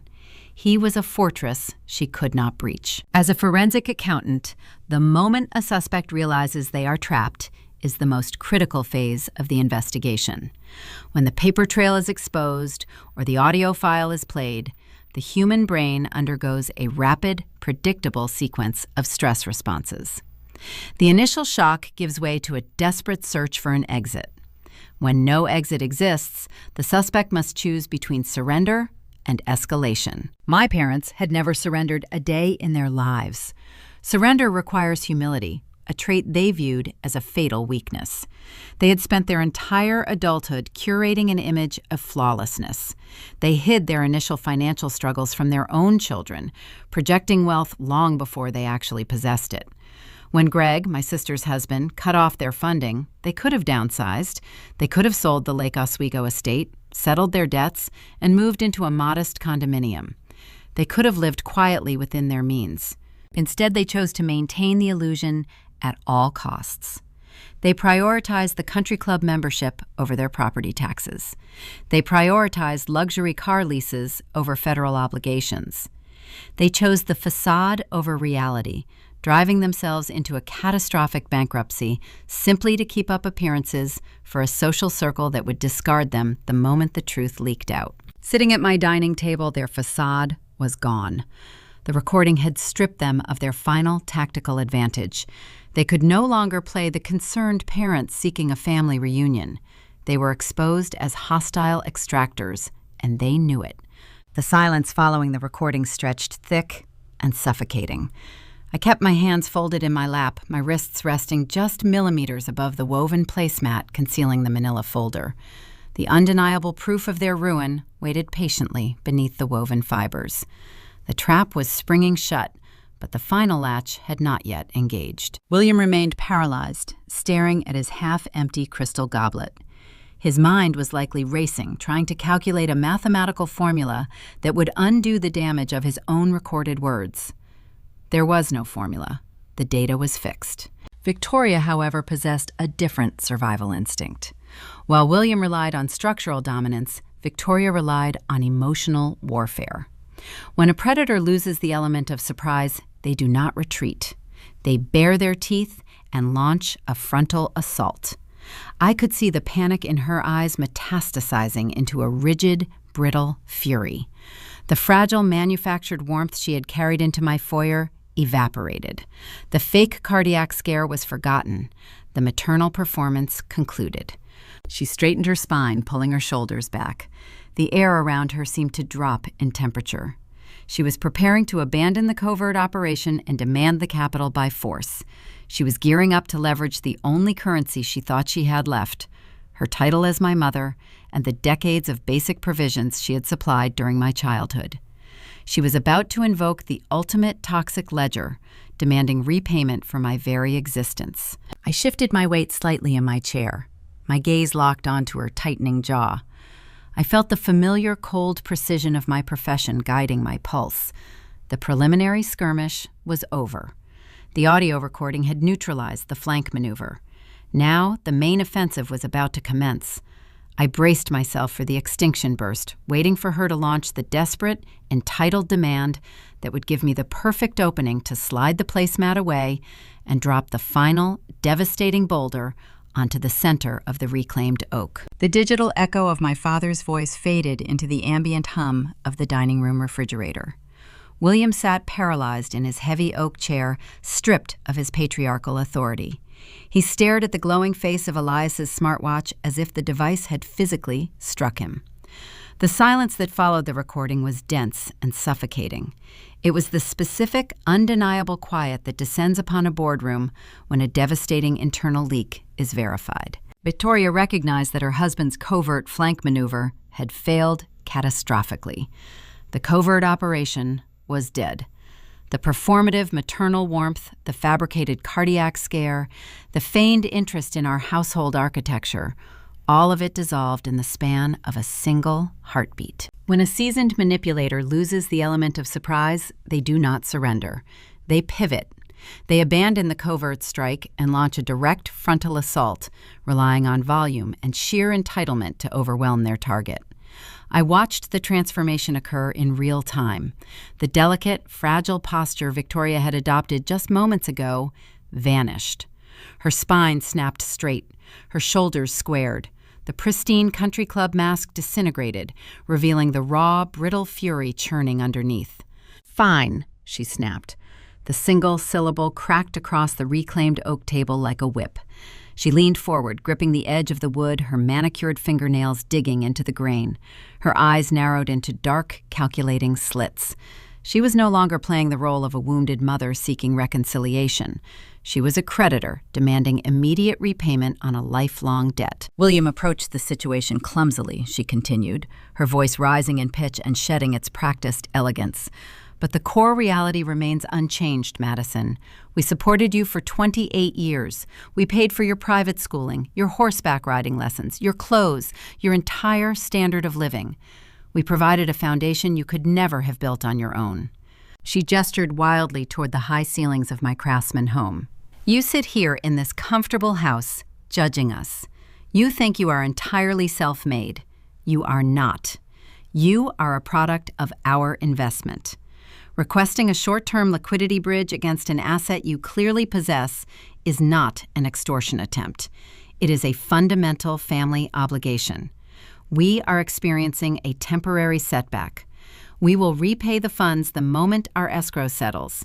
You owe us your support. Her logic was breathtaking in its toxicity. She viewed raising a child not as an act of love or duty, but as the compilation of a strict financial ledger. Every meal provided, every tuition check written, every piece of clothing purchased was merely a loan she intended to collect with interest. She believed that providing the basic necessities of my childhood entitled her to seize the equity of my adulthood. She was attempting to cash in a 28-year-old invoice. I did not raise my voice to match her frantic energy. I did not interrupt her tirade. I let her expend her ammunition, allowing her to construct a towering, fragile narrative built entirely on a foundation of sand. I sat at the head of the table, my hands resting lightly in my lap. I regulated my breathing, inhaling the scent of roasted garlic and rosemary, exhaling the final remnants of my daughterly deference. Victoria finished her speech, her chest heaving slightly. She stared at me, expecting the sheer weight of her maternal authority to crush my resistance. She waited for me to crumble, to apologize for my husband's insolence, and to dutifully secure the six-figure draw she demanded. I leaned forward. I unclasped my hands and reached out, gripping the textured edge of the woven placemat resting directly in front of my dining setting. With a single, sharp, deliberate motion, I pulled the placemat back. The concealment vanished. The stark white linen tablecloth was exposed, revealing the cache of evidence I had prepared. Resting in the exact center of my setting was the plain, unmarked manila folder. Sitting gently on top of the cardboard flap was the yellowed, uncashed personal check Victoria had written me 6 years prior. The dark blue fountain pen ink displaying the $50,000 bribe contrasted sharply with the pristine environment of my dining room. Victoria's eyes darted downward. She recognized her own distinct handwriting. She recognized the artifact of her failed extortion attempt from the Lake Oswego home office. Confusion fractured her furious expression. She did not understand why a 6-year-old unendorsed check was sitting on my dinner table. She did not yet comprehend the lethal nature of the folder resting beneath it. I picked up the yellowed check, setting it carefully next to my crystal water glass. I placed my hand flat on the manila folder. "There is no escrow settling Victoria," I stated. My voice was clinical, ice-cold, and entirely devoid of inflection. I spoke with the precise, methodical cadence of a senior auditor delivering a terminal financial diagnosis to a fraudulent board of directors. "You are not experiencing a minor cash flow bottleneck." I continued, keeping my gaze locked onto her widening eyes. "You are not managing a complex asset restructuring. You are attempting to extract capital based on a fabricated narrative. I am a forensic accountant. I do not approve equity lines of credit based on toxic familial obligations. I approve transactions based on verifiable risk assessments." I opened the flap of the manila folder. I extracted the thick stack of printed public records. I lifted the warm, heavy sheets of paper and slammed them down onto the center of the reclaimed oak table. The sharp crack of the paper hitting the solid wood echoed like a gunshot in the quiet room. "I spent the last 10 minutes running your public risk profile," I said, tapping my index finger against the top page of the stack. William flinched at the sound of the paper striking the table. He stared at the bold black typography of the legal documents, his jaw dropping slightly. He recognized the standardized formatting of county civil dockets. I slid the top page away from the stack, isolating the first piece of evidence. "You owe $180,000 in delinquent property taxes to the federal government." I read aloud, translating the dense legal jargon into plain, undeniable truth. "That figure includes compounding penalties and interest spanning 4 years of deliberate evasion." I slid the next page over, exposing a new document. "You have 3 active default judgments filed against you by major creditors," I stated, my tone relentless and steady. "American Express secured a writ of garnishment for unsecured debt. A boutique luxury leasing firm repossessed your primary vehicles, resulting in a secondary judgment. You lack the liquid assets to satisfy a single one of these claims." Victoria's hands began to shake. The trembling started in her manicured fingertips and traveled rapidly up her arms. She stared at the printed pages, unable to look away from the stark, mathematical reality of her own destruction. The illusion of the pending escrow account, the fantasy of the temporary setback, the arrogant pretense of the wealthy matriarch, all of it evaporated in 3 seconds. I reached the final document in the sequence. I pulled it forward, placing it directly in front of my mother. "And 14 days ago, a Superior Court judge signed the final decree on the foreclosure of your primary residence in Lake Oswego," I said, delivering the fatal blow. "You exhausted the mandatory cure period. You ignored the mediation mandates. The sheriff's auction is officially scheduled. The eviction notice is pending execution." The silence in the dining room morphed into a dense, crushing gravitational force.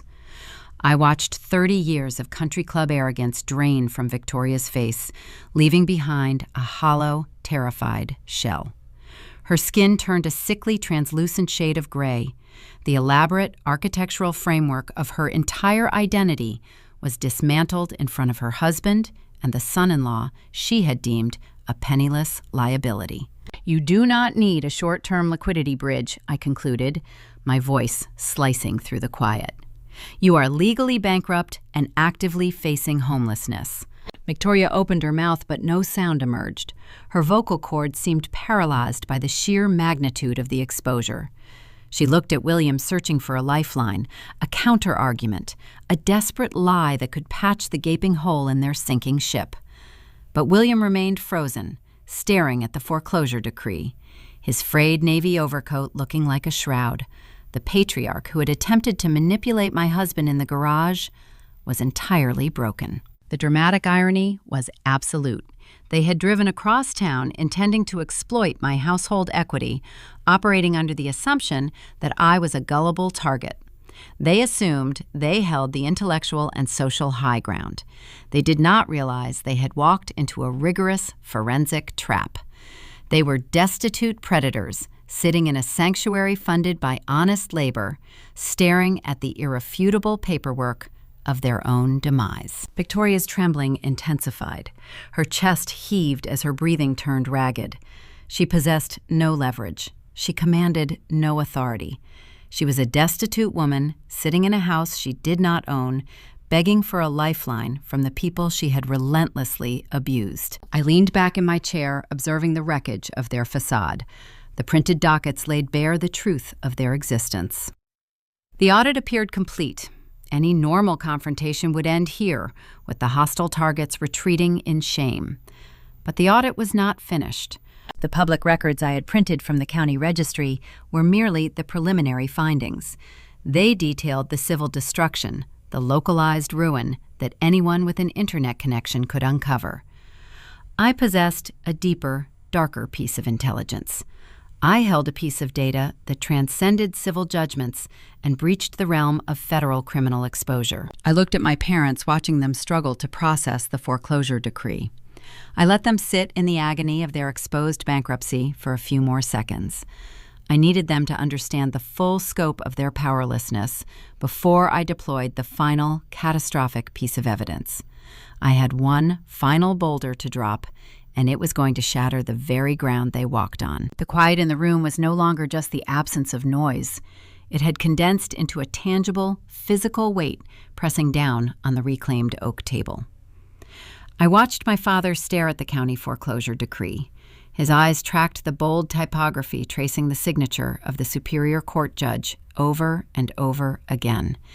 He was searching for a loophole, a clerical error, a typographical mistake that would render the judgment invalid. He found nothing. The ink was final. The eviction was pending.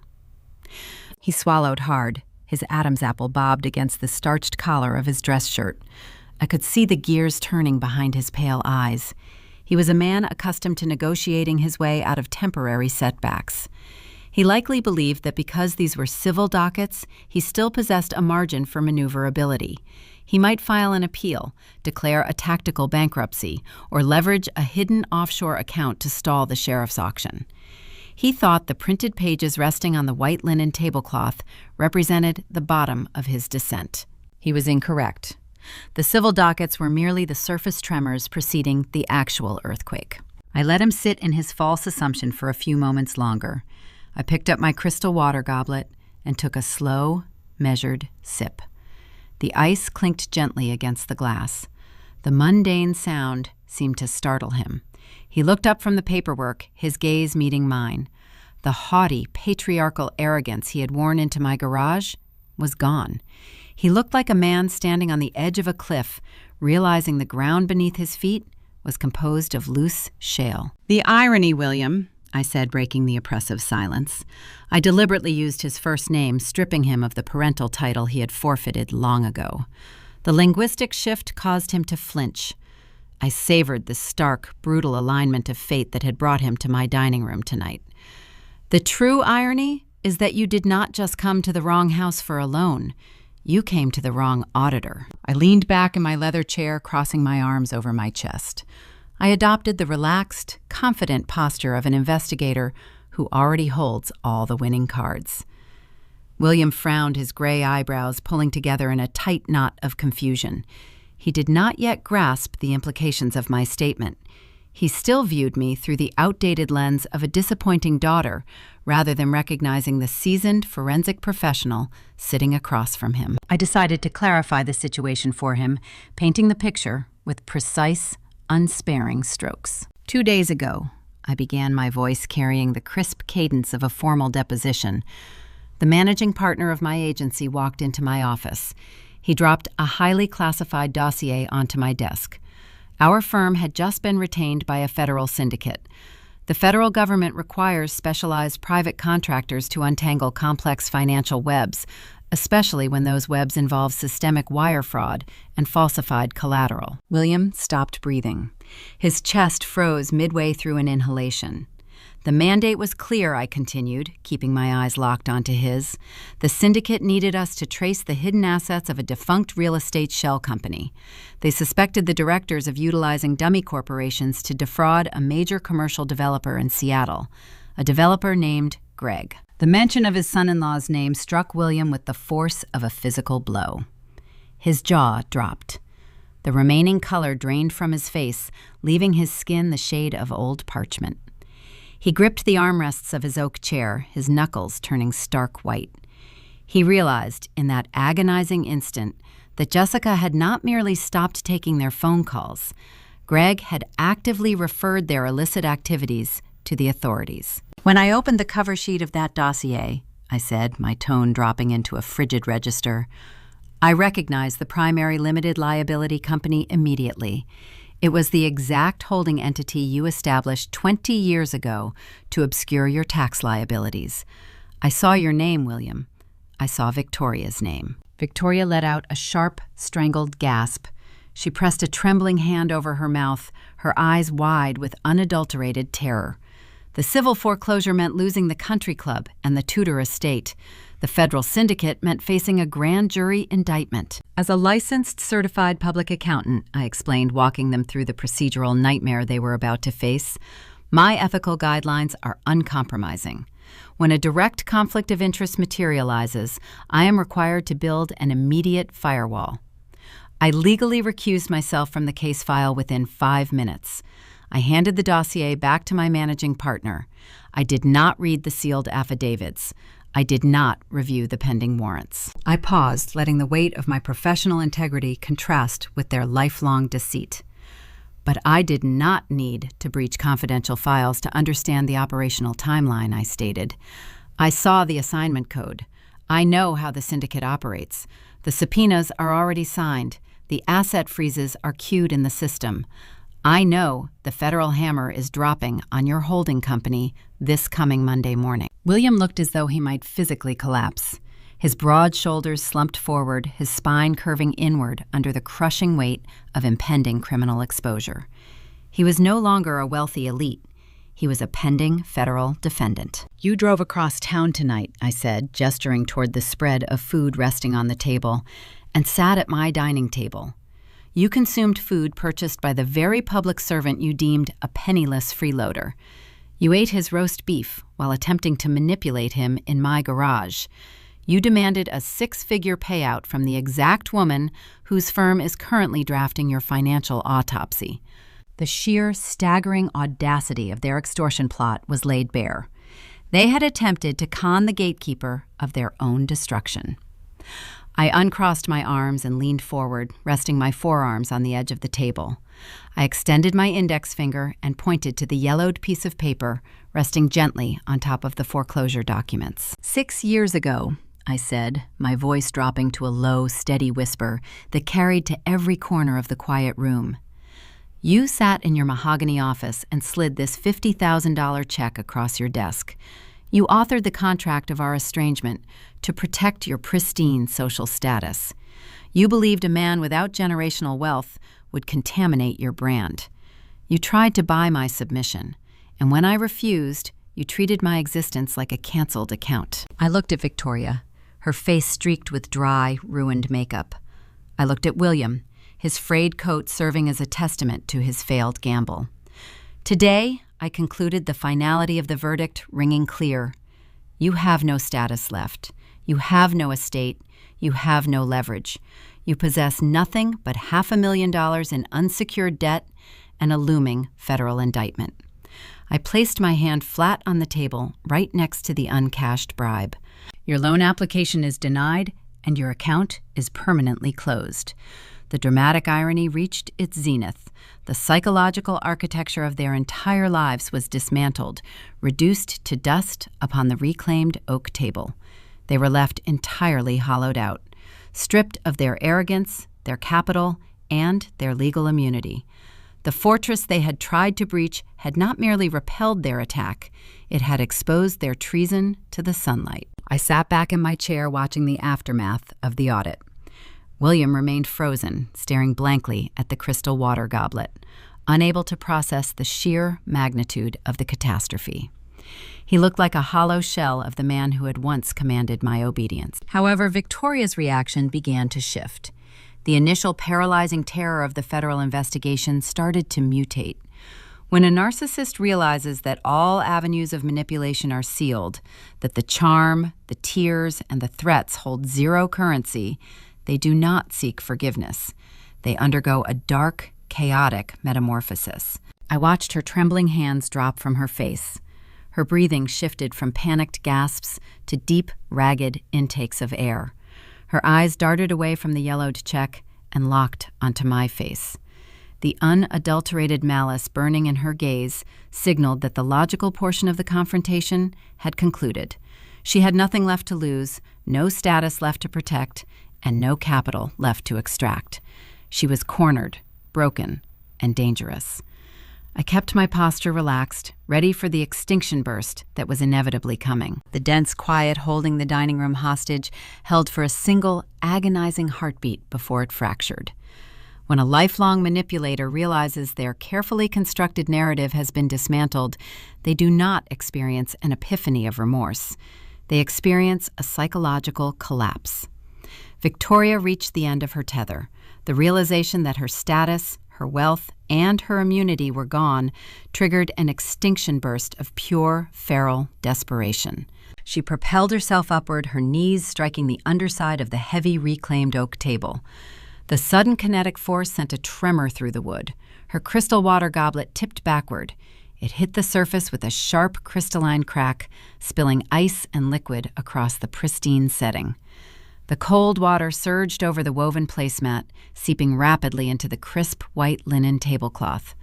A dark, damp stain spread outward, inching toward the yellowed $50,000 check and the printed federal court dockets resting in the center. Victoria did not care about the mess. The sophisticated aristocratic pretense she had worn like a second skin melted away, leaving a hollow, terrified shell. Her facial features contorted, pulled tight by a potent mixture of dread and humiliation. She leaned over the ruined table, her manicured hands curled into rigid claws. "You ungrateful, vindictive girl," she shrieked. Her voice cracked, shedding the breathless, fragile register she had utilized just minutes prior. The sound was raw, shrill, and grating, echoing harshly off the walls of my home. It was the desperate cry of a predator caught in a steel trap, lashing out at the hunter. "We gave you life," she screamed, her chest heaving as she hurled the words like jagged stones. "We provided everything you have. You owe us." She was attempting to rewrite history one final time, retreating to the most fundamental biological argument available to a failing parent. Having lost her financial leverage and her social superiority, she tried to invoke the inherent debt of my existence. She wanted to inflict a parting psychological wound, hoping to reassert her dominance through volume and venom. I remained seated, my posture unchanged. I watched the spilled water pool around the base of the heavy stoneware plates. I did not flinch. I did not rise to meet her fury or match her decibel level. Engaging with a tantrum only serves to validate the behavior.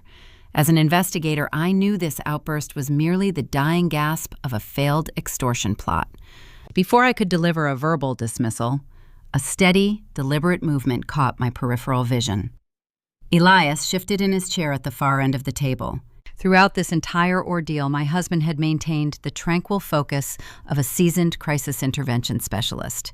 He had absorbed William's insults in the garage, endured Victoria's passive jabs in the living room, and watched my financial execution unfold without uttering a single gloating remark.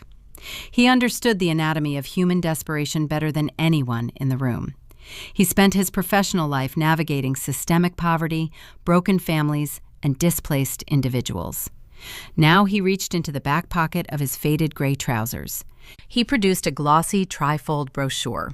It was printed on thick, heavy cardstock, featuring the muted blue and green emblem of the Oregon Department of Human Services. Elias placed his fingertips on the edge of the pamphlet and pushed it gently across the smooth oak grain.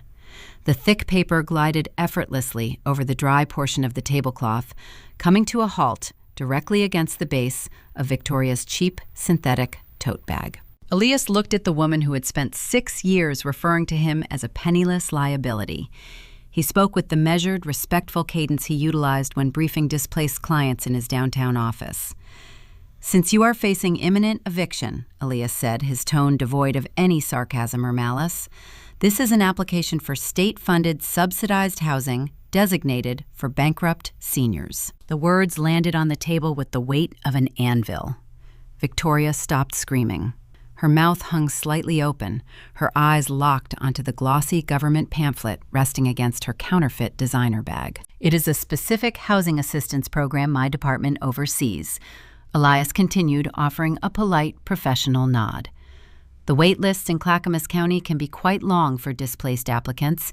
However, given your dire circumstances, I would be happy to personally expedite your paperwork." The sheer devastating poetry of the moment echoed through the dining room. It was an act of profound poetic justice, delivered with lethal politeness. The wealthy elites, the architects of my alienation, the individuals who judged human worth by investment portfolios, were being offered government welfare. And they were being offered that welfare by the very public servant they had despised. The man they had branded a freeloader was handing them a literal lifeline to keep them off the streets. He was extending the resources of the state to catch them as they fell from their ivory tower. It was an ego death far more profound than any federal indictment or civil foreclosure. He stripped them of their final shred of unearned superiority by treating them exactly like the destitute citizens they used to mock. William attempted to salvage a fragment of his fractured dignity. His face a sickly shade of gray, he opened his mouth to mount a defense. He stammered a fragmented sentence, sputtering about a grave misunderstanding and a misinterpretation of their intent. He reached for his empty goblet, his hand shaking so severely his fingers slipped off the wet crystal. He could not form a coherent thought. The realization that he was about to enter the public welfare system, managed by his son-in-law, short-circuited his brain. Elias did not entertain the sputtering defense. He did not debate the semantics of the housing application. He simply stood up.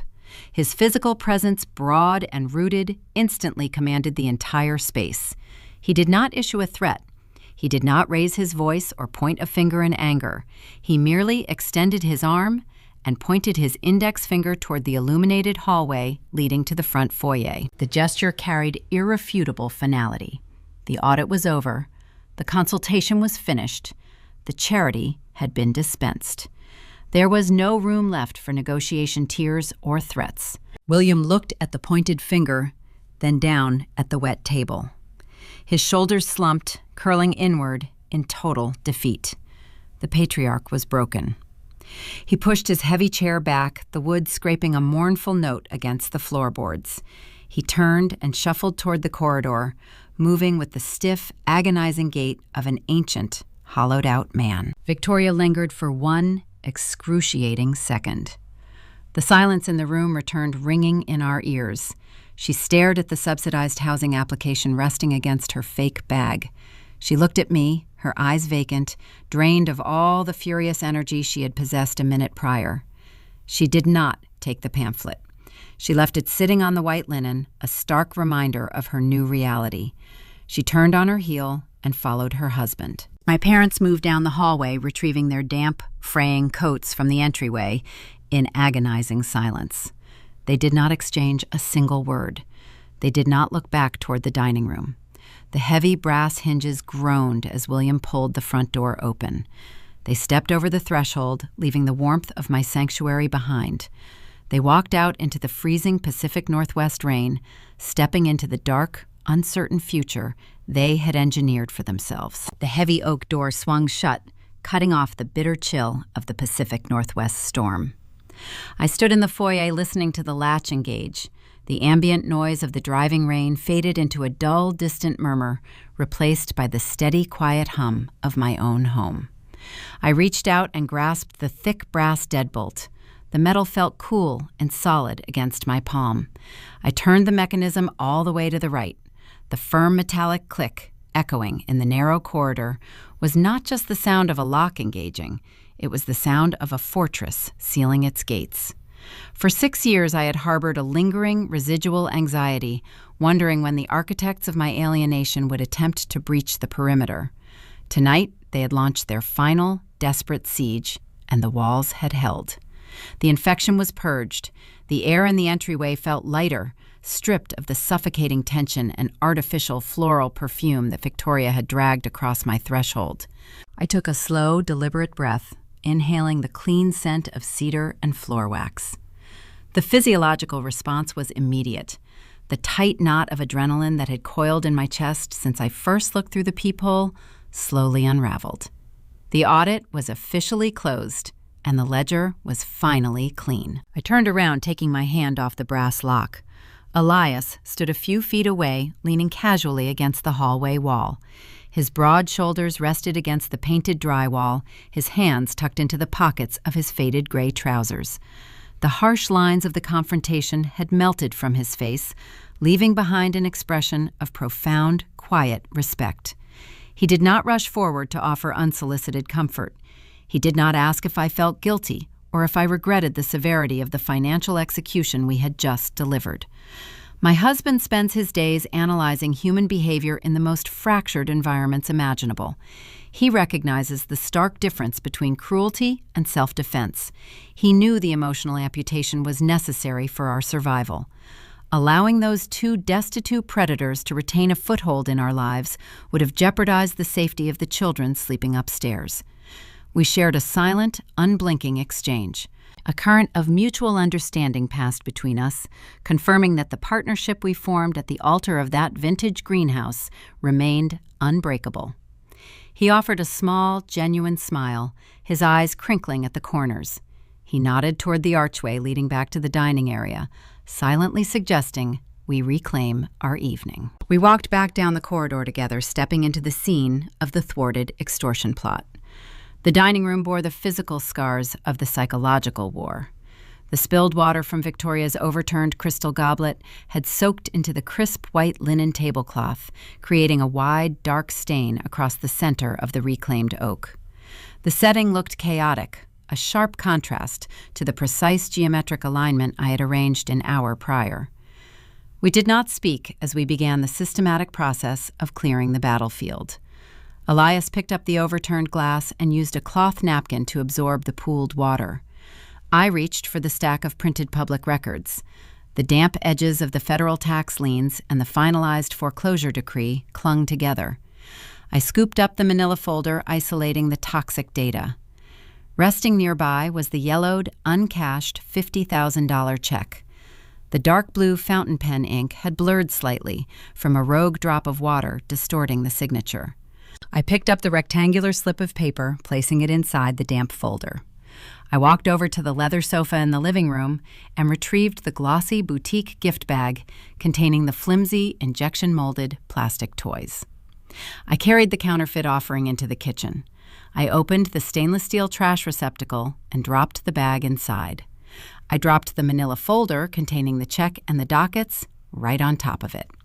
The lid closed with a soft thud, permanently disposing of their fabricated empire. I returned to the dining room. Elias had removed the ruined tablecloth, exposing the raw, natural grain of the heavy wood underneath.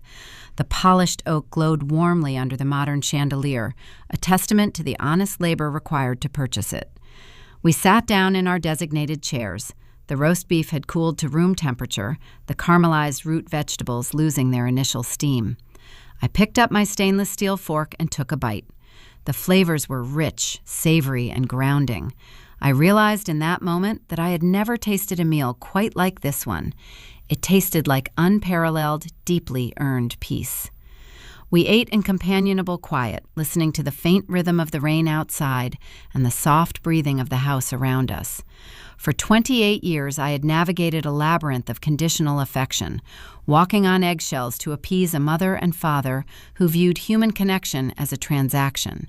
I had spent my youth calculating my worth based on their shifting demands, terrified of becoming a liability in their pristine portfolio. Sitting across from Elias, I felt the final invisible threads of that old conditioning snap. I was no longer an estranged daughter wondering why she was discarded. I was a senior forensic investigator, a mother, and an equal partner who had just defended her territory with flawless precision. The morning would bring a new reality for the two individuals driving through the dark Oregon storm. Monday would arrive with the swift, unforgiving force of a federal mandate. The syndicate I worked for would execute the warrants freezing the dummy corporations and locking the offshore accounts. The sheriff would arrive at the Lake Oswego estate to enforce the eviction, posting the formal notices on the heavy mahogany doors. Victoria and William would have to face the consequences of their systemic deceit without the safety net of my equity. They would be forced to navigate the bureaucratic maze of the state-subsidized housing application my husband had so graciously provided. The thought did not bring me joy, nor did it bring me sorrow. It simply registered as a factual inevitability. The mathematics of their choices had finally caught up to them. In accounting, every deficit must eventually be reconciled. You cannot sustain a fraudulent balance sheet indefinitely without the structural foundation collapsing under the weight of the lies. My parents had spent decades padding their social ledger, bankrupting their moral reserves in the process. The resulting ruin was not a tragedy. It was an accurate calculation. I poured a glass of craft cider from the chilled bottle resting on the table. I watched the golden liquid fill the glass, the carbonation rising in a steady stream of tiny bubbles. I raised the glass toward Elias, offering a silent toast to the enduring strength of our sanctuary. He mirrored the gesture, his eyes reflecting the warm overhead light. The contrast between this genuine, quiet moment and the theatrical, desperate performance we had just witnessed was staggering. True wealth is a concept that is often profoundly misunderstood by those who chase it the hardest. It is not measured by the exclusive zip code of your real estate holdings. It cannot be quantified by the designer label stitched into the lining of your handbag or the perceived prestige of your investment portfolio. Those are superficial metrics easily manipulated and easily lost to shifting markets or federal audits. True wealth is something far more resilient. True wealth is the ability to walk through your front door at night, turn the deadbolt, and know with unwavering, ironclad certainty that every single person standing inside that house deserves to be there. It is the profound security of a space unburdened by toxic obligations or manipulative demands. It is the peace you fiercely protect and the boundaries you refuse to compromise. If you are listening to this right now and you find yourself standing in a similar hallway, if someone who shares your blood is attempting to hold your inherent worth hostage with a checkbook, a guilt trip, or a conditional offer of inclusion, do not sign their toxic contracts. Do not accept the premise that their financial capital equates to moral superiority. The people who threaten to withdraw their affection if you disobey them do not actually care for you. They only value the compliance you provide. Walking away requires an immense reserve of courage. It requires facing the empty chairs in the front row of your own life and mourning the parents you deserved but never received. It requires building a foundation from scratch, utilizing your own hands, your own resources, and your own integrity. Build your own fortress, reinforce the walls with truth, and surround yourself with a chosen family who honors your boundaries. And when the architects of your past finally run out of funds, when they inevitably arrive on your welcome mat, seeking to drain the sanctuary you created, do not offer them a seat at your table. Let the truth be the only thing that answers the door.